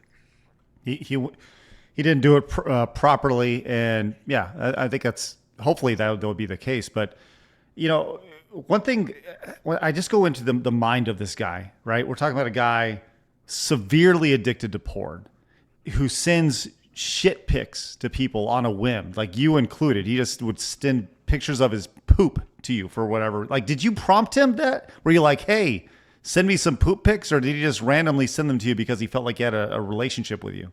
Well, no, EDP actually, well in advance of me, had been sending poop pictures to all types of people and had been known. This was a known aspect of his personality. In fact, I didn't get it into the film, but he had actually sent poop pictures, like AKA shit pics, to the actual 13-year-old that he was messaging. So this is something that he does. He has perhaps his own reasons, but no one could truly understand why this goes on. I don't really understand. And maybe it's a humor thing. Maybe it's some type of sexual kink. Maybe it's some type of way of getting back at, kind of the trolls and such. But it is certainly an odd behavior that naturally I was signing up for, and I couldn't necessarily tell him to stop because, it's part of the journey. And it has, the good news is I have not received any shit pics since the documentary's been released. But now that I say that, maybe he'll start up again. So, well, okay. So a couple things. At any point during the doc, were you like, or during the production of it, were you like, I can't do this? No. By the time the thing about EDP, almost everything was already public. So, on the scene in 2021, he admitted to everything. The age of the girl, what he wanted to do. Alex Rosen went through the chat logs. So in 2021, everything he basically said in the documentary, I'd say a good chunk of it, had already been public. And, whether it's shit pics or other things. So I knew I was signing up for coming off of the Boogie documentary. And so by the time I was filming, it was a bit shocking to hear him sort of framing certain things in the way he did. There were also some things that were unexpected, but that nothing. I'm pretty good at separating my emotion from, like my work and what I'm doing. And so I don't feel a ton, as I'm capturing things and whatever. I'm just, I'm doing my job. And so, yeah, I guess, no, there wasn't any point. I honestly was just like, hey, let's, if anything, this is so compelling that I have to keep working on it more. I would have loved to get it done in 6 months or a year. And I thought I was going to get it done in 6 months. Because the Boogie doc only took 9 months. I'm like, hey, maybe I'll get this one done even a little bit quicker. But it just became such a big project with so many layers that it just took so long. What's your relationship now with this guy since the documentary? It's fairly positive. I mean, I don't think he probably loves every aspect of the film. He has a unique way of coping with any. Think about this guy. I mean, EDP, he's gone through so much, for better, for worse, and has to have ways to cope with all this stuff, or he'd be, insane or no longer alive, whether it's kidney failure, whether it's the catch number 1, where he was globally known as like this guy trying to meet a 13-year-old, or the catch number 2, or just becoming a famous guy in the first place. So he's found ways to kind of accept that this film has been made and out. I think that he largely has separated what I put in the film from his view of me personally. It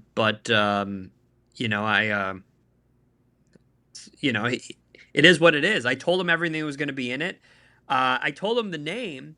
That was the one thing that he didn't necessarily like, was the name of the film. And I told him, I was like, hey, it's The Sick Mind of EDP445. And he was like, you know what? I prefer The Disturbed Mind of EDP445. Okay. And I was like, of all the things, of all the things. So I think he understands, and I think, there's tons of feedback for him and critique of him, of course.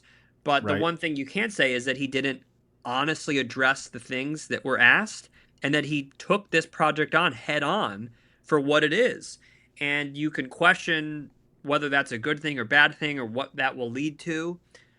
but it is something he did. So our relationship, I guess, is as positive, I guess, as it could be relative to the situation. Okay. Well, we only got another minute or so with you, so I want to be quick, real fast. Tell me about the guy you hired, I'm assuming hired to play EDP in the recreations. Because correct me if I'm wrong, this was his first acting gig? Yeah, I'm sure he had done small stuff before. I found a guy. I live in Cleveland, Ohio, so I was just going on. I was like, hey, ideally, I can find a guy local to me, and so I'm looking around on Instagram and different things and sort of acting websites, and I see this guy who relatively sort of looks a little bit like him in a certain kind of way, and I hit him up. And he thought it was like an acting scam. We met up at Chipotle, and I had to basically convince him that I'm real. I gave him some money just to say, hey, like, this is real. And he had dreads, or like the whole time. One thing I'll throw out, like we're tucking his dreads. That's why he's always wearing a bandana or a hoodie or whatever. But he did a fantastic job. We filmed this on and off. All the B-roll and all the reenactments with him was probably filmed over about a 1.5 year period. So he kind of does age a little bit. But we shot it sort of progressively. We shot the kind of the teen stuff, and then we shot the stuff later. But he did a fantastic job. And he was paid. Everyone, like, he was compensated well. And so he's done interviews, and he's enjoying the sort of popularity yeah. So. It's such a weird, surreal thing being like, hey, listen, I need you to be this child predator in this documentary for me. Like, this seems like a really, really interesting job. You've now done the Boogie doc, you've done the EDP doc, and obviously the biggest question everybody wants to know is, when is the DSP doc coming, Mike? Listen, the thing is, yes, please. Here's the thing. Darkside Phil is one of the original all-time great gaming streamers, period. And I think that it would be an honor. I believe, in many ways, people would not group DSP and EDP together. It's a whole new lane that he would be helping me get into and documenting, I think, a very positive person. And so I have reached out to Phil, and I would love to do the Darkside Phil documentary. He actually got a small little cameo because he was commenting about me throughout the period of time. And so I put him in there. Phil, if you're watching, I know the side scrollers, you might have your thoughts on them and whatnot, but I love your content, Phil, and I would love to document your life and your journey. I think that you're a great member of the online community and just really bring a lot of joy to a lot of people, for better or for worse. So I appreciate you asking that, and hopefully at some point it could come together. I could see it being tough. Phil is a tough guy, and he runs a tight ship, tight business, small business, and but yeah. He said he is looking to do more collabs with people. So just saying, Mike, there could be an opportunity there. And look, to be clear, everybody knows Darkside Phil is the greatest gamer that ever lived. All right. And I think that he is a pinnacle of entertainment online. And if we can one day reach the heights that Phil has achieved, then we would one day get there. And I think that would be incredible, and I would be honored if we reach the levels of Darkside Phil, because God knows, after Side Scrollers is long gone, Phil will still be there, acting it up. You guys would, and I love the Side Scrollers, but you guys would be nothing without Darkside. I don't even know if the show would exist. I agree. Without I agree. Darkside Listen, Phil truly made us map. who we are. I agree. Phil. Between him and the quartering, like, we appreciate everybody slumming with us. And Mike, we appreciate you slumming with us as well today. Thank you very much for joining us today for a little bit. And thank you for having me on it, guys. Shout out Side Scrollers. You guys brought me on 3 years ago. I had 5 or 10,000 subscribers. I just uploaded the Boogie doc, so I appreciate all your support. It was fun to chat with you, and we'll have to do it again. For sure, buddy. All right. Well, good luck, and thank keep you us very updated. Whenever you got an announcement for the next doc, all right, you can premiere it here. It'll be great. All right. Thanks, guys. Take care. See ya. All right, Mike. Take it easy. Bye. All right. Mike Clum, the director of the ED445 documentary. You can find it on YouTube. Just Google ED445 because the guy's banned. So it's literally the first thing that shows up. And I'll tell you this, man, it is tough. It is a tough 94 minutes to get through. So, anyway, I will say around it.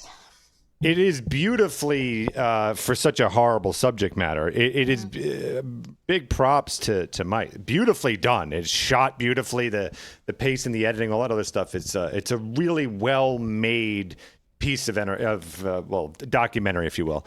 Very, very good work. So it's this is even one step above the Boogie one, which I had seen too, and I was very impressed with how that was put together. This is something worth watching if you can sit with the subject matter. Yes, there's a lot there. All right, let's get to some supers real fast, and then I want to move on. I'm going to look at the poll. The poll says they want us to talk about the Wolverine game, so all right. We're going to move on to the Wolverine game here in a second. Okay, Blabs, fire away. Shorted. Shot Red for 5 says, Mike, please do a documentary on the rage pig Ethan Ralph. That man has been in so many wild situations. It's crazy. I'll pass it on to him. For 2 says, what I'm hearing is that we've got a guy on here who can make some great movies from Side Scroll Studios, some actual 9.5 out of 10 films with Phoenix. You definitely let him put just a tip in. Be honest here. It's true. I did. Yeah. What are you going to do? What are you going to do? Coming up in for 4 says this is PBS's own fault for not having 2 offline backups, even if it's just files burned to a 25 gigabyte Blu-ray disc or old spinning rust HDDs. Back up your stuff, people! Thank you. Mercenary for 1 says, I'm in a much better place because of this trailer. I imagine Guantanamo Bay has chipper shreds to put things in feet first, like EDP. God damn it, Craig, why you ruined JuJu's day with this story? Terrible scheduling. Let the monkey, not EDP, be happy. Jesus Christ. Thanks, Bike Shorts. Happy birthday, JuJu. Thank you very much. Misguided says, here's 5 towards Phoenix' new low-budget indie film presented by Side Scrollers. That would actually be awesome. I would love to do that. Let's do it. Let's kickstart it. Let's make it happen. Let's let Phoenix do his thing. I has no face for 10 says, if I remember correctly, Ted Bundy's horrific actions started from being romantically rejected. Benjamin says, I'm of the opinion this was EDP's sewer slide note. Oh my. Harriet Tuckman. Hey, it's been a minute. We haven't seen you in a while. Hey. Harriet Tubman gang for 5 says, what I do, cuz can we get Blabs playing Mr. Sleeping Man? I think she would enjoy that game. It's all made by one. Gang Tubbs out. Old person emote. Thank you. I'm surprised you didn't do a bathtub emote. Thank you very much. Mac for 5 says, how did you get him to dress up in an orange jumpsuit and pose? Spillane for 5 says, those content creators are the reason why EDP is free. That makes them complicit in every crime he's committed since. I want to fight all of them. Thank you, Fresh Meat says, long-time listener, first-time caller. I had come in late, so I want to wish JuJu a happy birthday. Phoenix gets nothing for being a mockery of your base grandmother. Jesus Christ. What? And then we got a new one just popped in right here. Boop. Feluca says, I thought you guys brought EDP for a second. Bananas. No, EDP would never. I would never have EDP on the show. I actually have a really fast question because someone kind of brought it up again. Hey, Craig, I don't know if you know the answer to this. I am curious to see how this is even legal, right? So if YouTube channel X does these sting operations, right? So you essentially get the person to admit into this illegal activity. I would imagine at that point, even especially now that you have evidence, that the fact that you don't bring it to the police's attention, doesn't that actually put you? Doesn't that make you complicit in it, right? Because like you've seen the crime, you've documented it. Now, isn't it your goal? You have to go to the police at that point. I would imagine. I would love to know what the legalities of that is. I don't know. That's a really good question. Really good question. I don't know the answer to that, but there's got to be something to that. Yeah. All right, real Before quick. you go on, we gotta get this one real fast. This just see popped in. Hang on, I have a new asset. Keen said this one. Dunefire gifted 10 subs over on Kick. Thank you very much, Dunefire over on Kick for the subs. Yeah, I look amazing. We own a with diner. I the love potty coat. Wow. Yeah. Dune, thank you very much. That's awesome. If you guys got That's gifted a phenomenal. sub, make sure you say a thank you. Consider paying it forward. Superlane also with 5 says, thank you, Blabs, for singing to JuJu. Good job. Oh, good job. Craig and Phoenix, your failure has brought great shame to you and your families. Yeah, Phoenix really failed when he was on that boat, huh? I sure did. I should have performed, Blabs. I should have performed. Thank you very much. Mercenary says, happy birthday, JuJu, before we get and the show ends. And screw you, Phoenix. We'll meet later. Okay, that's weird. Okay.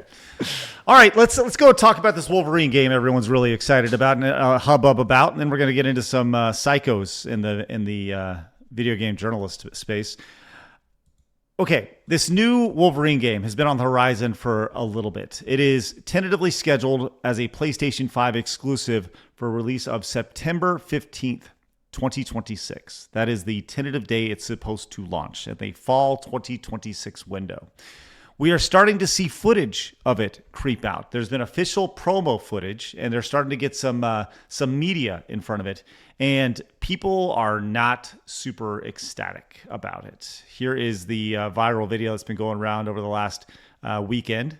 You can see the intense gameplay right here. Oh, it's a Goonie game. One hand. You're right. That's right. One hand pressing up. Running hard and tap. There you go. And this is right here, peak Sony gameplay here from Cabrutus. Here is a direct feed of it, just for reference. Cover you as best I can from here. Message is in the prison. Get ahead. I've got it. Stop fucking around. Gates closed. Dude, they're just teleporting around. What the hell? There we go. You got yourself a nice little running simulator. This person points out the random XP gaining popping up in the bottom left really puts the cherry on the clip. You notice actually down here there actually is XP popping up as you just run, right there. What you the can see hell? it. Yeah. More XP right here. So look, it's a small snippet of gameplay here, but that doesn't mean it's not going to get memed on. Somebody has gone in and created a Subway Surfers. Once again, this is the use of AI here.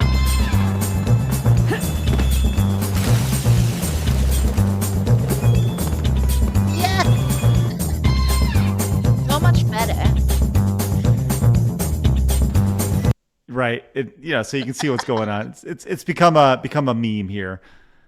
But more than anything, this game has. There's a side-by-side of the 2009 version. Phoenix, did you ever play the 2009 Wolverine game? I haven't. I don't think I've actually played it. I hear it's like the best of like one of the best superhero games of all time. It is bloody. It is violent. It is fun. And that's pretty much what they're copying in 2026. Here is the exact same things that were happening. You can see the 2009 versus the 2026 version here, as you'll see some very similar aspects of this. Hopping on in, tossing people out of trucks. Damn, with the chopper? Yeah, the chopper was great, man. Yeah, 2008 was, or 2009 Wolverine was special. It was a special game, to say the least. But, the combat looks very similar. As, you may say, hey, like, it's Wolverine. I guess the combat should look similar to what it is. I guess. But here's the fun thing about it is that people have started talking about this game online, and it has gotten back to Insomniac, who is the developer of the game. And this game has been memed like crazy. And the Insomniac communication director, James Stevenson, has spoken out about the amount of negativity surrounding Marvel's Wolverine. He says the constant criticism and attacks have become an onslaught on developers' mental health. Oh, God. Steven is even considering telling Insomniac employees to stay away from X because of it. Fans are comparing it to a PlayStation 2 game and calling it a movie game designed for journalists. Not allowed to criticize. Well, you're right. Here's James Stevenson. I think the wild way this algorithm amplifies and forces negativity upon you has me reconsidering my philosophy on telling devs to look or post here. It's a relentless onslaught that I cannot believe is good for anyone's mental health nor representative. Good God, man, the fuck up! You're making you're making a little video game. Look, the internet's trolling you, and maybe they're right, maybe they're wrong. Whatever. You stay on point. Stick to your product. That's your only job right now. I don't give a shit about your mental state. Stop it. Fucking just make a good game. Enough. No don't one cares. care. I No don't one care. cares. Then then tell your developers that and shut the fuck up. Don't you're not helping yourself by publicly saying all this shit. Then just get off. just get off of it. No one gives a shit. I agree with you. JuJu, do you think that them going online and talking about the discourse of their game online does anybody any favors? I think it is important to criticize and voice your concerns. And if you can't deal with that, then you shouldn't work in this industry, because entertainment industry and gaming, movies, music, people are constantly going to hate you. Like, a lot of people going to love you, but equally many is going to hate you because either they're jealous or they just don't like you because you're popular. And if you can't tank that, then you are not made for this industry, and you should fuck off. Yeah, you should be around sensitive drama queens. No, they need to listen to this. That is a shit, and we should fire them for Phoenix, creating shitty games. Phoenix, you mentioned the idea of manning up. That was Yes. a very, very Toxic. odd way of saying this. This courtesy of Tokyo's daughter on X. Chuds, allow me to introduce you to Insomniac's devs who developed Wolverine, a $305 million production development budget. Here is the photo involved. Wow. As we Toughen up, scroll on bitches. down. Yeah, look, they are ruining it. Not a Fire whole lot of them manning all. up. These are not No. gamers. These are fat woke women who have no clue what we nerds want. Get rid of them. There they are. Hey, Ew. hey, they love it here. Also, not to be outdone. Something to keep in mind that good old Sweet Baby Inc. is directly tied to this game here. This comes from learning the law. Your business partner for Marvel's Wolverine. This was one of their employees. If you recall, they did a presentation about at a game developers conference, and their whole idea was they wanted to burn the game industry to the ground. So there's that. They want to destroy everything we love. Yep. Because they don't understand us. And so they want to ruin everything that we enjoy. So Awful the projected budget of this game, as was mentioned, $305 million. Now, with expected sales of around 10 million units and an estimated $85 million profit right here from a $305 million investment. I go back to this idea that if you're going to invest $305 million into something, like, and you want to profit $85 million on it, that's the goal. That's ridiculous. That is That's that is not how ridiculous. you do business. Well, how do you? I'm just asking. Maybe I'm just a stupid business dumbhead right here, and then I probably am. But how do you invest $305 million and then you generate $85 million in profit? Like, why not invest, I don't know, $50 million into 6 games? And maybe those 6 games each generate $20 million of profit. I just think that that's a better business strategy as opposed to just throwing all your money into one giant pot or one product right there. I don't know. Maybe I'm wrong on this.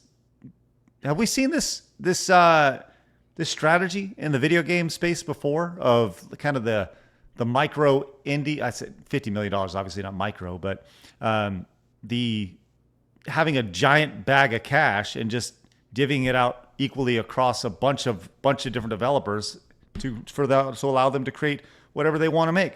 I don't know. Have we seen that strategy at all? I don't know if we've seen that. The closest I have, sort of ish, there on the smallest scale ever is Double Fine. One of the things that they would do, from my understanding, is you'd have one big project. They would allot X amount of money for their bigger project, let's say like a Psychonauts of sorts, right? And then they would have these indie days where they would just say to all their internal people, make some games. You've got 2 or 3 days, like a game jam.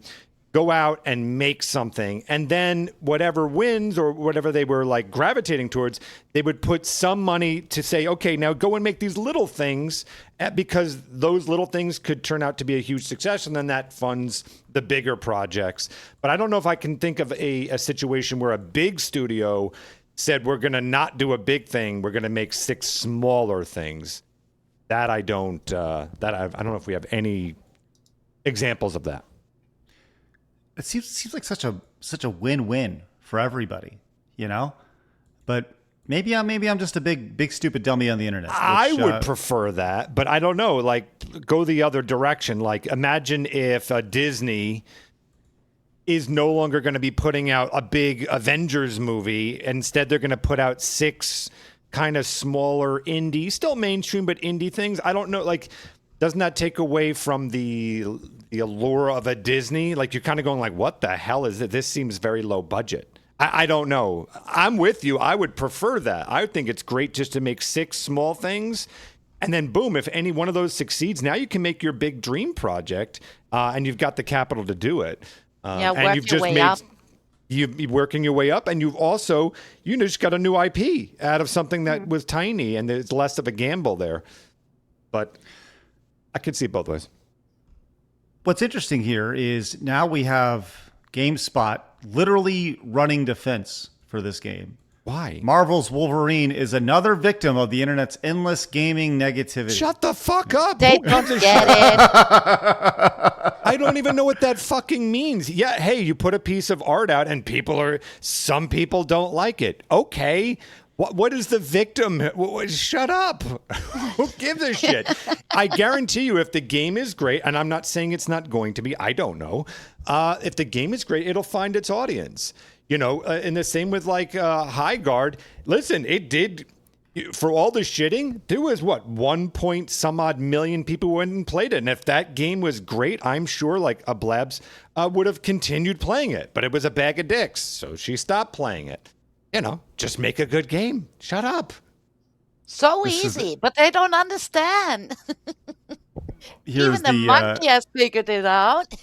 Even the monkey with the Chiefs puff hair figured it out. Like, who? Like, at what point am I supposed to feel bad for a corporation? Now I'm supposed to. I don't care about any corporation, but now I'm not only supposed to care about the corporation, but now I'm also supposed to be concerned about their mental well-being. Right, yeah, right. Are you kidding me? That sounds like that meme where you're like with the Sony and he's like, leave the big multi-million company alone. And when he's holding like a sword, yeah. My feelings got hurt. Mm.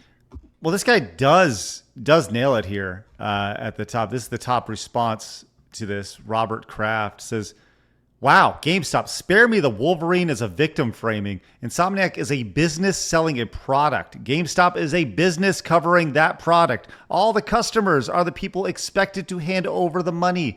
The relationship gets awfully parasitic when games media starts protecting publishers and studios from the very audience both businesses depended on. Studios needs coverage, access, hype, and favorable narratives. Games media needs studios for access, content, clicks, interviews, previews, and relevance. Then when customers push back, suddenly the customer is the negative ones. No. Yeah, you make the products, you cover the products. We judge whether it's you're doing a good job. If the criticism is wrong, rebut it with evidence. Stop treating paying customers like the disease and an ecosystem built entirely around extracting their money and attention. Tired of this shit. Play this the other way around. Maybe I'm crazy here, but play it the other way around. that someone puts out a game trailer and game footage and everyone goes, wow, this looks like the greatest game of all time. And we all rally behind it. Are we to say that that's toxic also?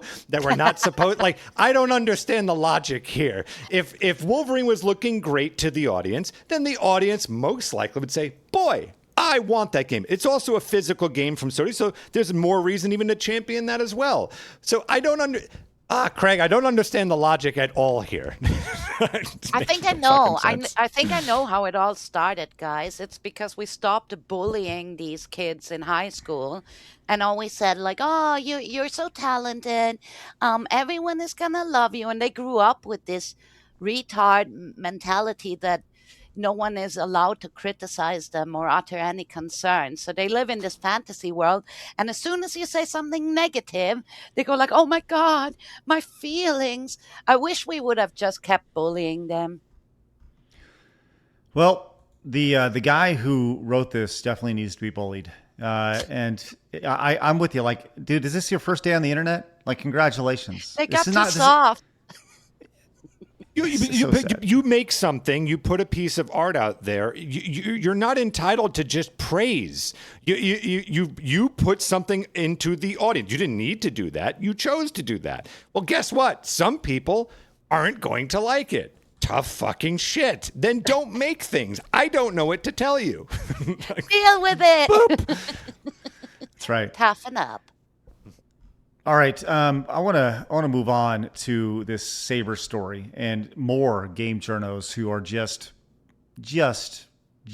oh gosh, nightmare. Yeah, it's honestly amazing. But I did see a big old bomb dropped, Blabs. Can you fill us in on that real quick? Yeah, do you have the asset, the Ember Shade? Because I'm not able to put it on StreamYards. We have too many assets. But we have this 50, if I can find it, wherever it went. Where'd it go? There it is. Okay, here it is. Not That John Store for $50 says, I demand more monkey. Super cute frolic. So this one's for you. That's fun. Ta-da. How lovely. Look at me go. Off she goes. Oh, the monkey queen. That's I cute. like this. Lovely. Wow. That's adorable. I like the little monkeys. Aww. So happy. That's you. lovely. How happy. Look at her go. There's another one. They're all so happy. Oh, wow, lots of cakes. All my banana bros. There we go. That's great. Well, thank you for that. That's just wonderful. All right, what else, Blabs? Okie dokies. Wastelander for 2 says Wolverine, that game journalist easy mode edition. Zimmer5, I have a request. Whenever you have a non-American guest on, have your AI guy make a frolic of them getting captured deported by ICE. Anyway, Wastelander to the show. 5 says, yeah.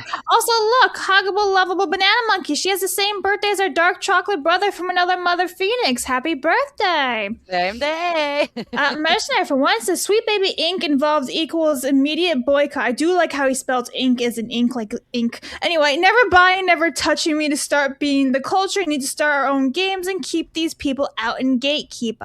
Thank you. I do love all those spellings. T-Drink says the game has a chase sequence with a red fart trail showing you where to go because they think we're not clever enough to follow a bright and red ninja running away. Oh, Sad. now I want to play it, sadly. Yeah, for the red fart. Indy says, so that scene in the Wolverine game is just an interpretation of 1981 Activision game Freeway. Yeah. Blippity Snooples, great name. The algorithm promotes negativity. Is this your first day on social media, champ? I'd call him a cupcake, but it might summon EDP on accident. Oh, no. Mercy says, these people need to grow a spine. When I got bullied in grade school, the kids in Los Angeles tried to suffocate me in a sandbox. I had to deal with it. Bit of a weird thing. And then there's one more super chat just came in from the Wastelander. He says, can you totally see Blabs being a bully in high school? Oh, absolutely. What's up with that, Blabs? I don't know. I was definitely Shoving not the people bully. in the lockers. Yeah, just definitely, walking by. Yeah, I yeah. got Like bullied. I was all such a of, nerd. like- I got bullied. Yeah, I was the big dork nerd, but I was never bullied. So I'm sorry, bro. Just so you know, that's what all the bullies say, by the way. All the bullies go, I was just a nerd. I went to school with like 550 of us in the same year. We didn't know everybody, and I kept to myself. I didn't bother anyone. I didn't talk to other cliques as they were. I was in the nerdy, dorky music stuff. I had friends who were very into Doctor Who. It was kind of like that. They would read all the expanded universe of Star Wars, all the books. Like, that's my group. I did not have to bother anyone. I was not a bully. Hey, whatever. Listen, just because I bully you, Craig, doesn't mean I was bullying my peers. See, this comes back to Blabs being totally like she's making up for lost time when she was in high school. Now she wants to be all mean and bully now because she thought it was you like just the make cool it so kids. easy. That's also the problem. Oh wow, Blabs, I'm upset. Yeah, sorry. Feelings, Blabs. No, my feelings. Start crying. All right, before we move on to our next and final story today involving video game journalist, I need to let you boo! I need to let you know that today's episode brought to you once again by our friends at Rumble Freaking Wallet. Hold on, just a second. I actually need to refresh real quick because the campaign's not running. Just hold on 1 second, please. If I'm gonna do this, 1 second. Just it's Come on. Anticlimactic. I know. Sorry, just 1 second. Rumble Freaking Wallet! There we go! Today's episode is brought to you by our friends over at Raycom. You've heard us talk about Rumble Wallet extensively, and you know what? You're going to now because that's better. Sponsored this episode of Side Scrollers. Here's the thing. On your screen right now, there is a QR code. I encourage you to get out your phone, scan that, and download the Rumble Wallet app. Now, you don't know a whole lot about Rumble Wallet. That's great. Let me just tell you this. This is what you need to know. It is step one of it being an alternative to like payment processors. Right now, you can do some amazing things. You want to support creators? Guess what? That's the first step of all this. Right now, if you want to support Side Scrollers or any other creator using Rumble Wallet, you give $1, we get $1. You give $1 over on YouTube, we get 70 cents. You sub over on Twitch, we get half of that. Now with Rumble Wallet, 100% comes to us. It's the best way to support independent creators like us over here on Rumble, which is great, and all independent creators. Once again, this is step one. Later on down the line, this is meant to be a payment processor solution where you're going on buying something. You can just scan your Rumble Wallet app. It's awesome. Listen, big things planned. Become an early adopter of it. Scan the QR code on your screen like we talked about, or go to wallet.rumble.com and check it out for yourself. You may like it, you may not, but you at least should give it a try. We are big fans of alternative tech, alternative options to different apps. This is a great place to start. We appreciate them. They support us. Consider supporting them. Thanks to Rumble Wallet for your continued support of Side Scrollers. Quick reminder that this is a paid advertisement from Rumble Wallet. They're sponsoring this portion of the show, and we greatly, greatly appreciate it. Thank you very much, Rumble Wallet. Once again, they support us. Support them. Awesome. All right, Blabs, I have good news for you. I have just created with the miracle of the out of my way, nerd. You as a let's check it out. Oh, hold on, no. Yep, here it is. There we go. Ready, Blabs? Phoenix's day. Yeah, go on. Oh, there's no audio. Oh my lord! What have you done? Out of my way, nerds. Get in the locker. Stop, please. Out of my way, nerds. I do like the Get in the locker. Stop, please. Look at how mean she is. Rah! Just pops that up. The problem is those lockers are any day. What's up, Labs? It's just disconnected me. I know. I was saying those lockers are too big to be my lockers. My lockers are like this big. Well, that's what's most I'm not even important. joking. Yeah, for sure, Blabs. And as somebody who's thrown a few people into lockers like you have, I think you would know that, right? Totally. Yeah, that's good. Thank you, Internet and AI, for doing that. Once again, that's why I pay more for RAM. That's good. All right, a quick one last story here before we get to today in video game history. Last week we were talking about the Saber Games CEO who fired the dude who was pretending to be a woman and replaced her with AI, and that was like a big story. People were like, got all upset about it, right? Well, over the weekend, the Saber CEO actually apologized. So Saber CEO Matt Karsh has apologized to former lead writer Stella Sacco after spending the past weekend publicly attacking her over the claims that she was replaced by ChatGPT during development of Rideshare Simulator. Apologies are simply in too short a supply these days to spurn one when they're offered, Sacco wrote. God willing, this is the last statement I'll need to make about this, okay? So that is where things are at. But I'll tell you this. Didn't stop some numbskulls over at Second Wind from talking about it. They were talking about this. This is before the apology here. I just wanted to play this little clip on their thoughts on this. Luigi Mangione, where are you at? What is going on here? Good These people Lord. are fucking inhuman. We just need to start holding up a sign for Luigi. Wow. Yeah. So this, of course, Nick Calandra, who we welcomed with open arms after... Remember when he had me blocked for the longest time? And he's like, oh, I just blocked you. I'm like, dude, I don't even know who you are. And he was a bit upset about that. Yeah. We welcomed him on our show. Right, Bully Blabs. You go get him. And then he immediately, this is, Smash actually came in and says, absolutely disavow, F these commies. Just awful to be pushing this sort of rhetoric and acting like it's a joke when they get caught. Nah, brah. It's just jokes, brah. It doesn't fly around after Charlie Kirk with you demented fucks.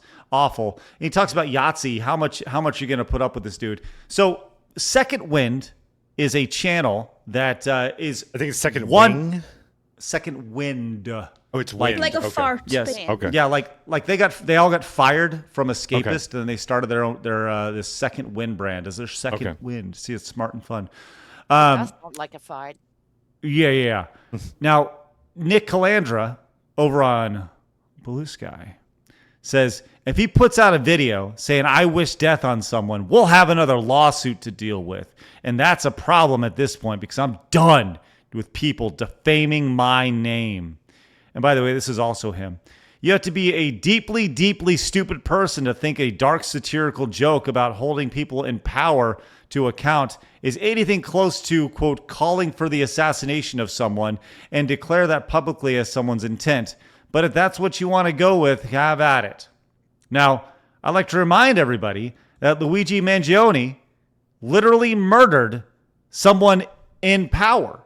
I would also like to remind you that Nick Calandra is the CEO or in power at Second Wind. Well, this was before he was asked to shut the fuck up by the people he was working with him because he was going off a fucking deep end.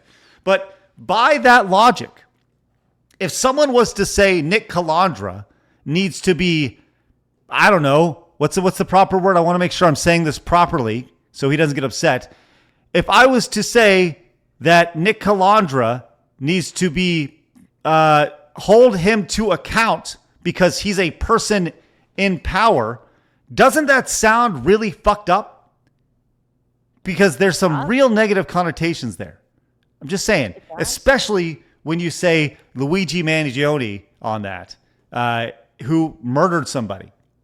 I don't know, maybe I'm off on this, but I don't think you can just throw that out there, ha, giggle, and then be like, I don't even know what you're talking about, and try to gas people out. I don't know, Phoenix, what are your thoughts? Well, I mean, the thing is, it appears to be clear. I don't have evidence. It appears to be clear that this is the fact that they went to Luigi, that it seems to be their side little hero there for equaling public justice of sorts. Look, obviously a joke is a joke. I can't say if it was a joke or not. I just find it interesting that someone getting fired, that the immediate conclusion is joke or otherwise, murder is like the anger that these people have. They can't just keep it. They can't, what's the right word here? Keep it in perspective of what's being talked about. Fired? Sure. Okay. So this is someone like, boy, what happened to civilization here? Remember like when, that we had a way of letting go of someone, a little bit of respect, blah, blah, blah, blah, blah. You talk about that. I would never jump to murder. One of the things with my God King Emperor character here is it is a joke on that side's the way they always jump to. It's genocide. It's like everything is, if you don't disagree with me even a little bit, you must be offed is I don't understand it. And the fact that they said, I had written a tweet about this as well. The fact that they said something like, what happened to this society, while also equally saying that just because someone got fired that they should potentially be, joke or otherwise, assassinated. My dude, do you hear yourself? Again, I go back to, are they medically retarded? Medically, scientifically retarded? It's coming out of your mouth, and you're not realizing, did I just say something really, really stupid and hypocritical? No. Did my audience pick up on that? Nah. Well, I'm glad you brought that up there, Phoenix, because here's the full clip. I want to make sure this is played. This is a full 30 seconds, and you can see them try to cover for this quickly. I don't have the words to say what I want to say about it. No. Yeah, because there's stories that are sad, and then there's stories that are infuriating, and then there's stories like this. Yeah, I mean, we just need to start holding up a sign for Luigi. There you go. Yeah, Luigi from Mario, obviously. Yeah, I might have already said Mangione before, which that might have been on me. Yeah, some people need their heads dunked in toilets. Good plumbers can do it. What if we bring back bullies? We should corporate bullies. Someone to bully these people. I continue to agree with myself when I say, if these people, this side of the aisle, that side of the aisle, there was a button that could terminate all of us, I strongly believe they would press it, and they wouldn't flinch. It's also a godless society, so there would be no guilt of any sort. I just think that they would press it. They absolutely hate us, and there's never a joke. But in my opinion, I never see the joke in it. Blabs, you should bully the fuck out of them. I'm just saying. Yes, I think Blabs. And by the way, there's a reason why my username on I think Steam or something is Big Bad Blobs. So. By the way, can I be very honest? These dudes here, these dudes have only been bullied in their life. At no point have they ever. Shower.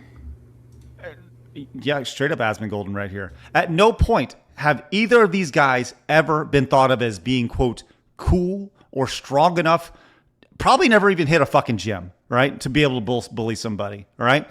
So I don't want to hear that. We should probably bring back bullying. Yes, to bully you the fuck out of this industry, you assholes. Of course, absolutely. Get the fuck out of here. You're not wanted. And as a matter of fact, we know you're not wanted because your channel is a fucking disaster. You are the entire Second Wind brand is built on another guy's back, which is not you guys.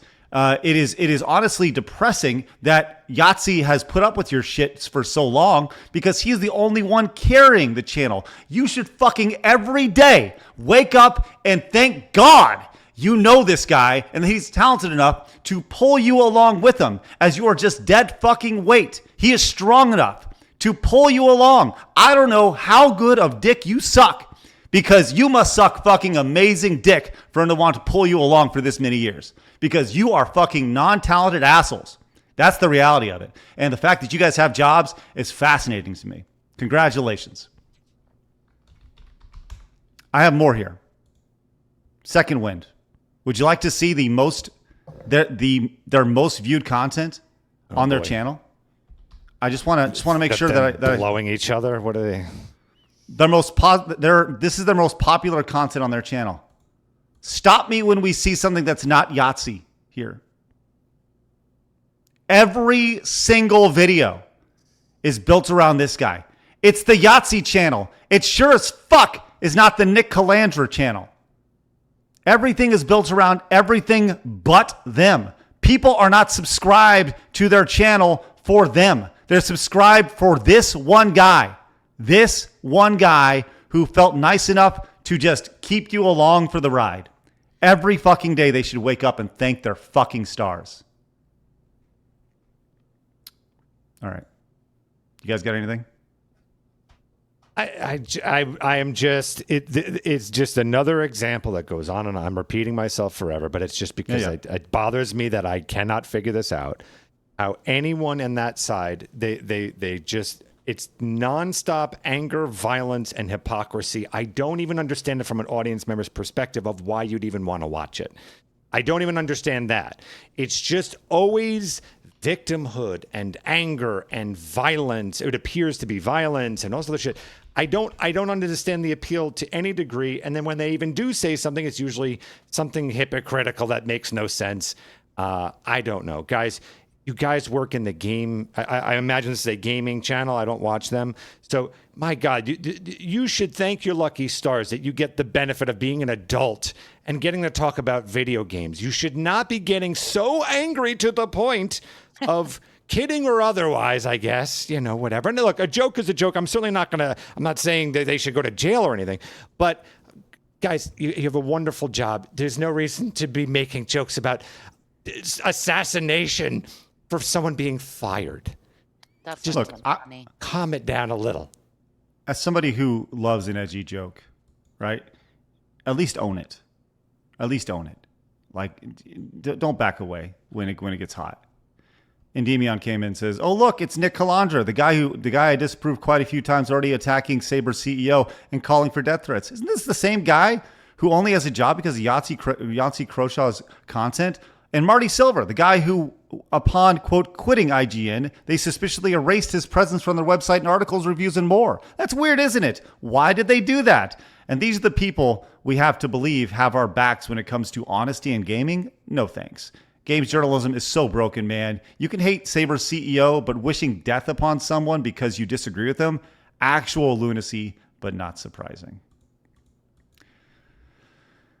Sorry. And that's the thing, again, just that jump from a firing. We've all had friends that got fired for bullshit, whatever. I've certainly had terrible bosses in the past, and but I would never. It never jumps to, yes, let's just literally off them and dance in their blood. Again, they didn't say that quote, but it's just ridiculous, I Stop with your edgy jokes, Phoenix. Yeah, stop with your edgy jokes. I understand.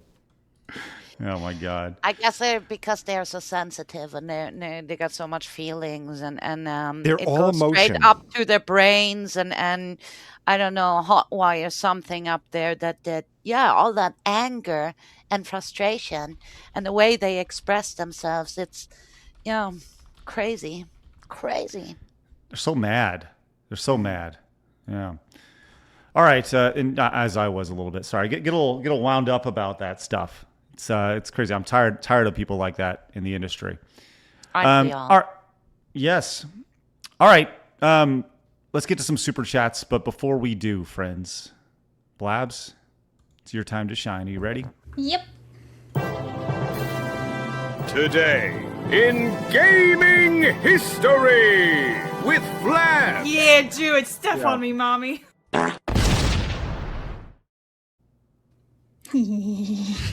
So anyway, guys, August 17th.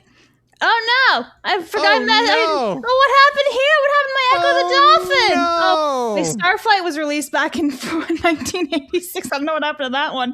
But then Chrono Cross was released in 2000, and then I had to troll Craig so hard I put it in twice. Echo the Dolphin, Defender of the Future was released back in 2000. I do sense another Craig rant, maybe approaching very soon.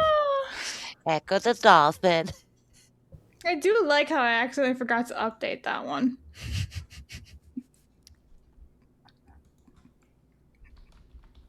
Actually, I have played. She's bullying you again, Craig. You just got shoved into a digital fucking locker. Yeah. Yeah, it's unbelievable.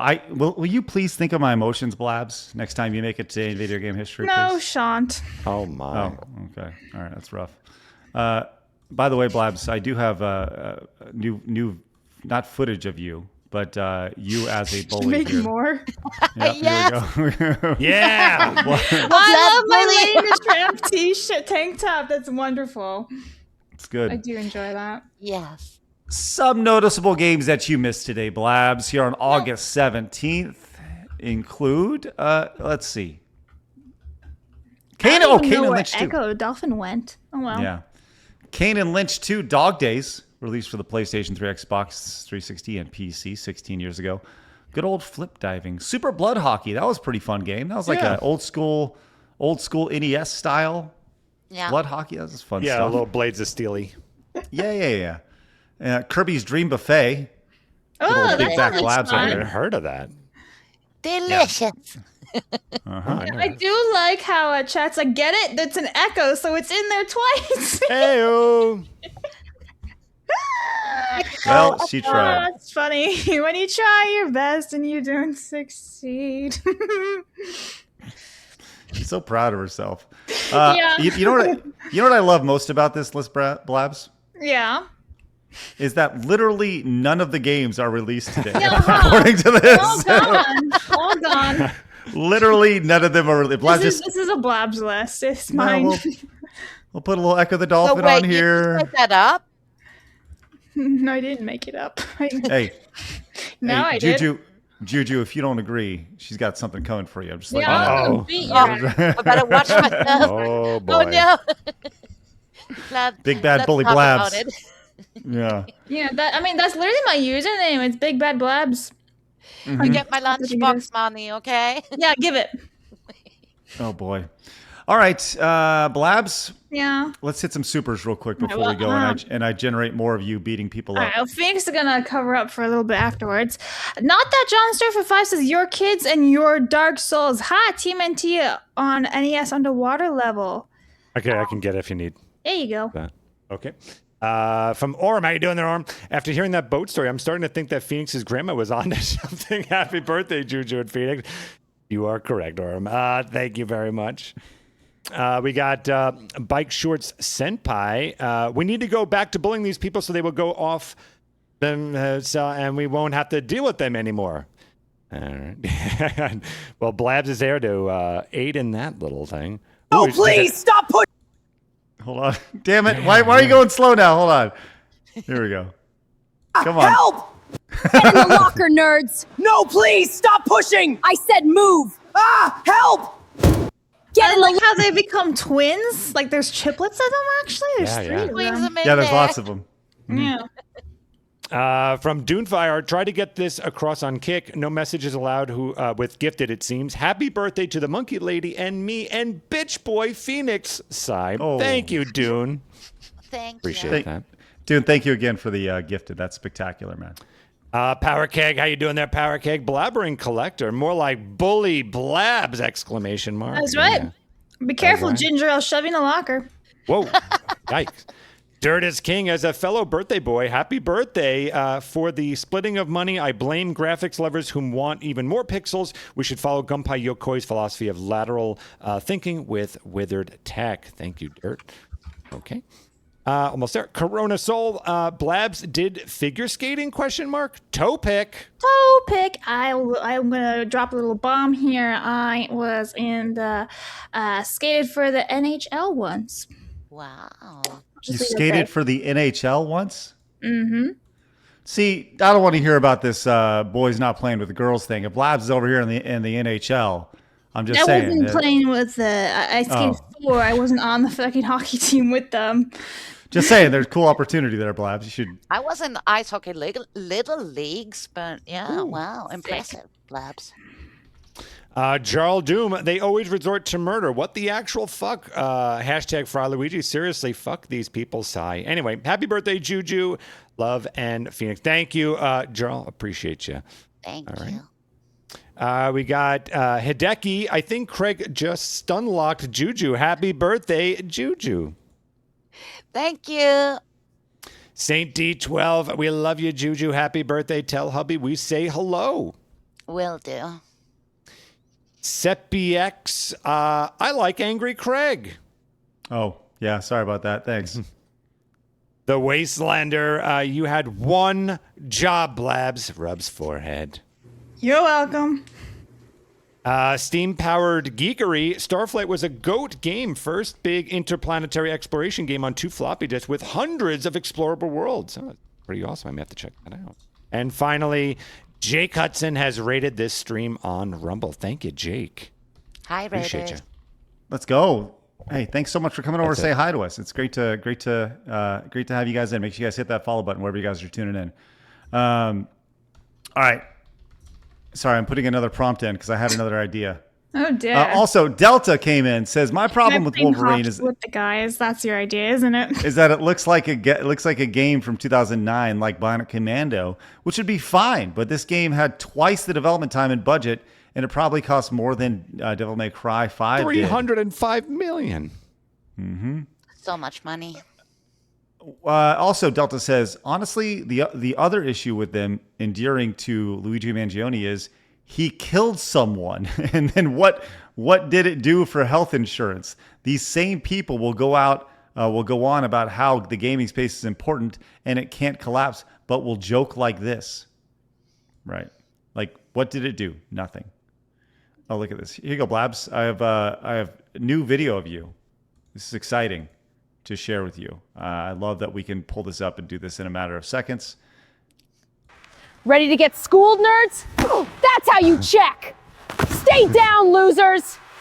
I'm getting more and more scared of Blabs now. Oh no.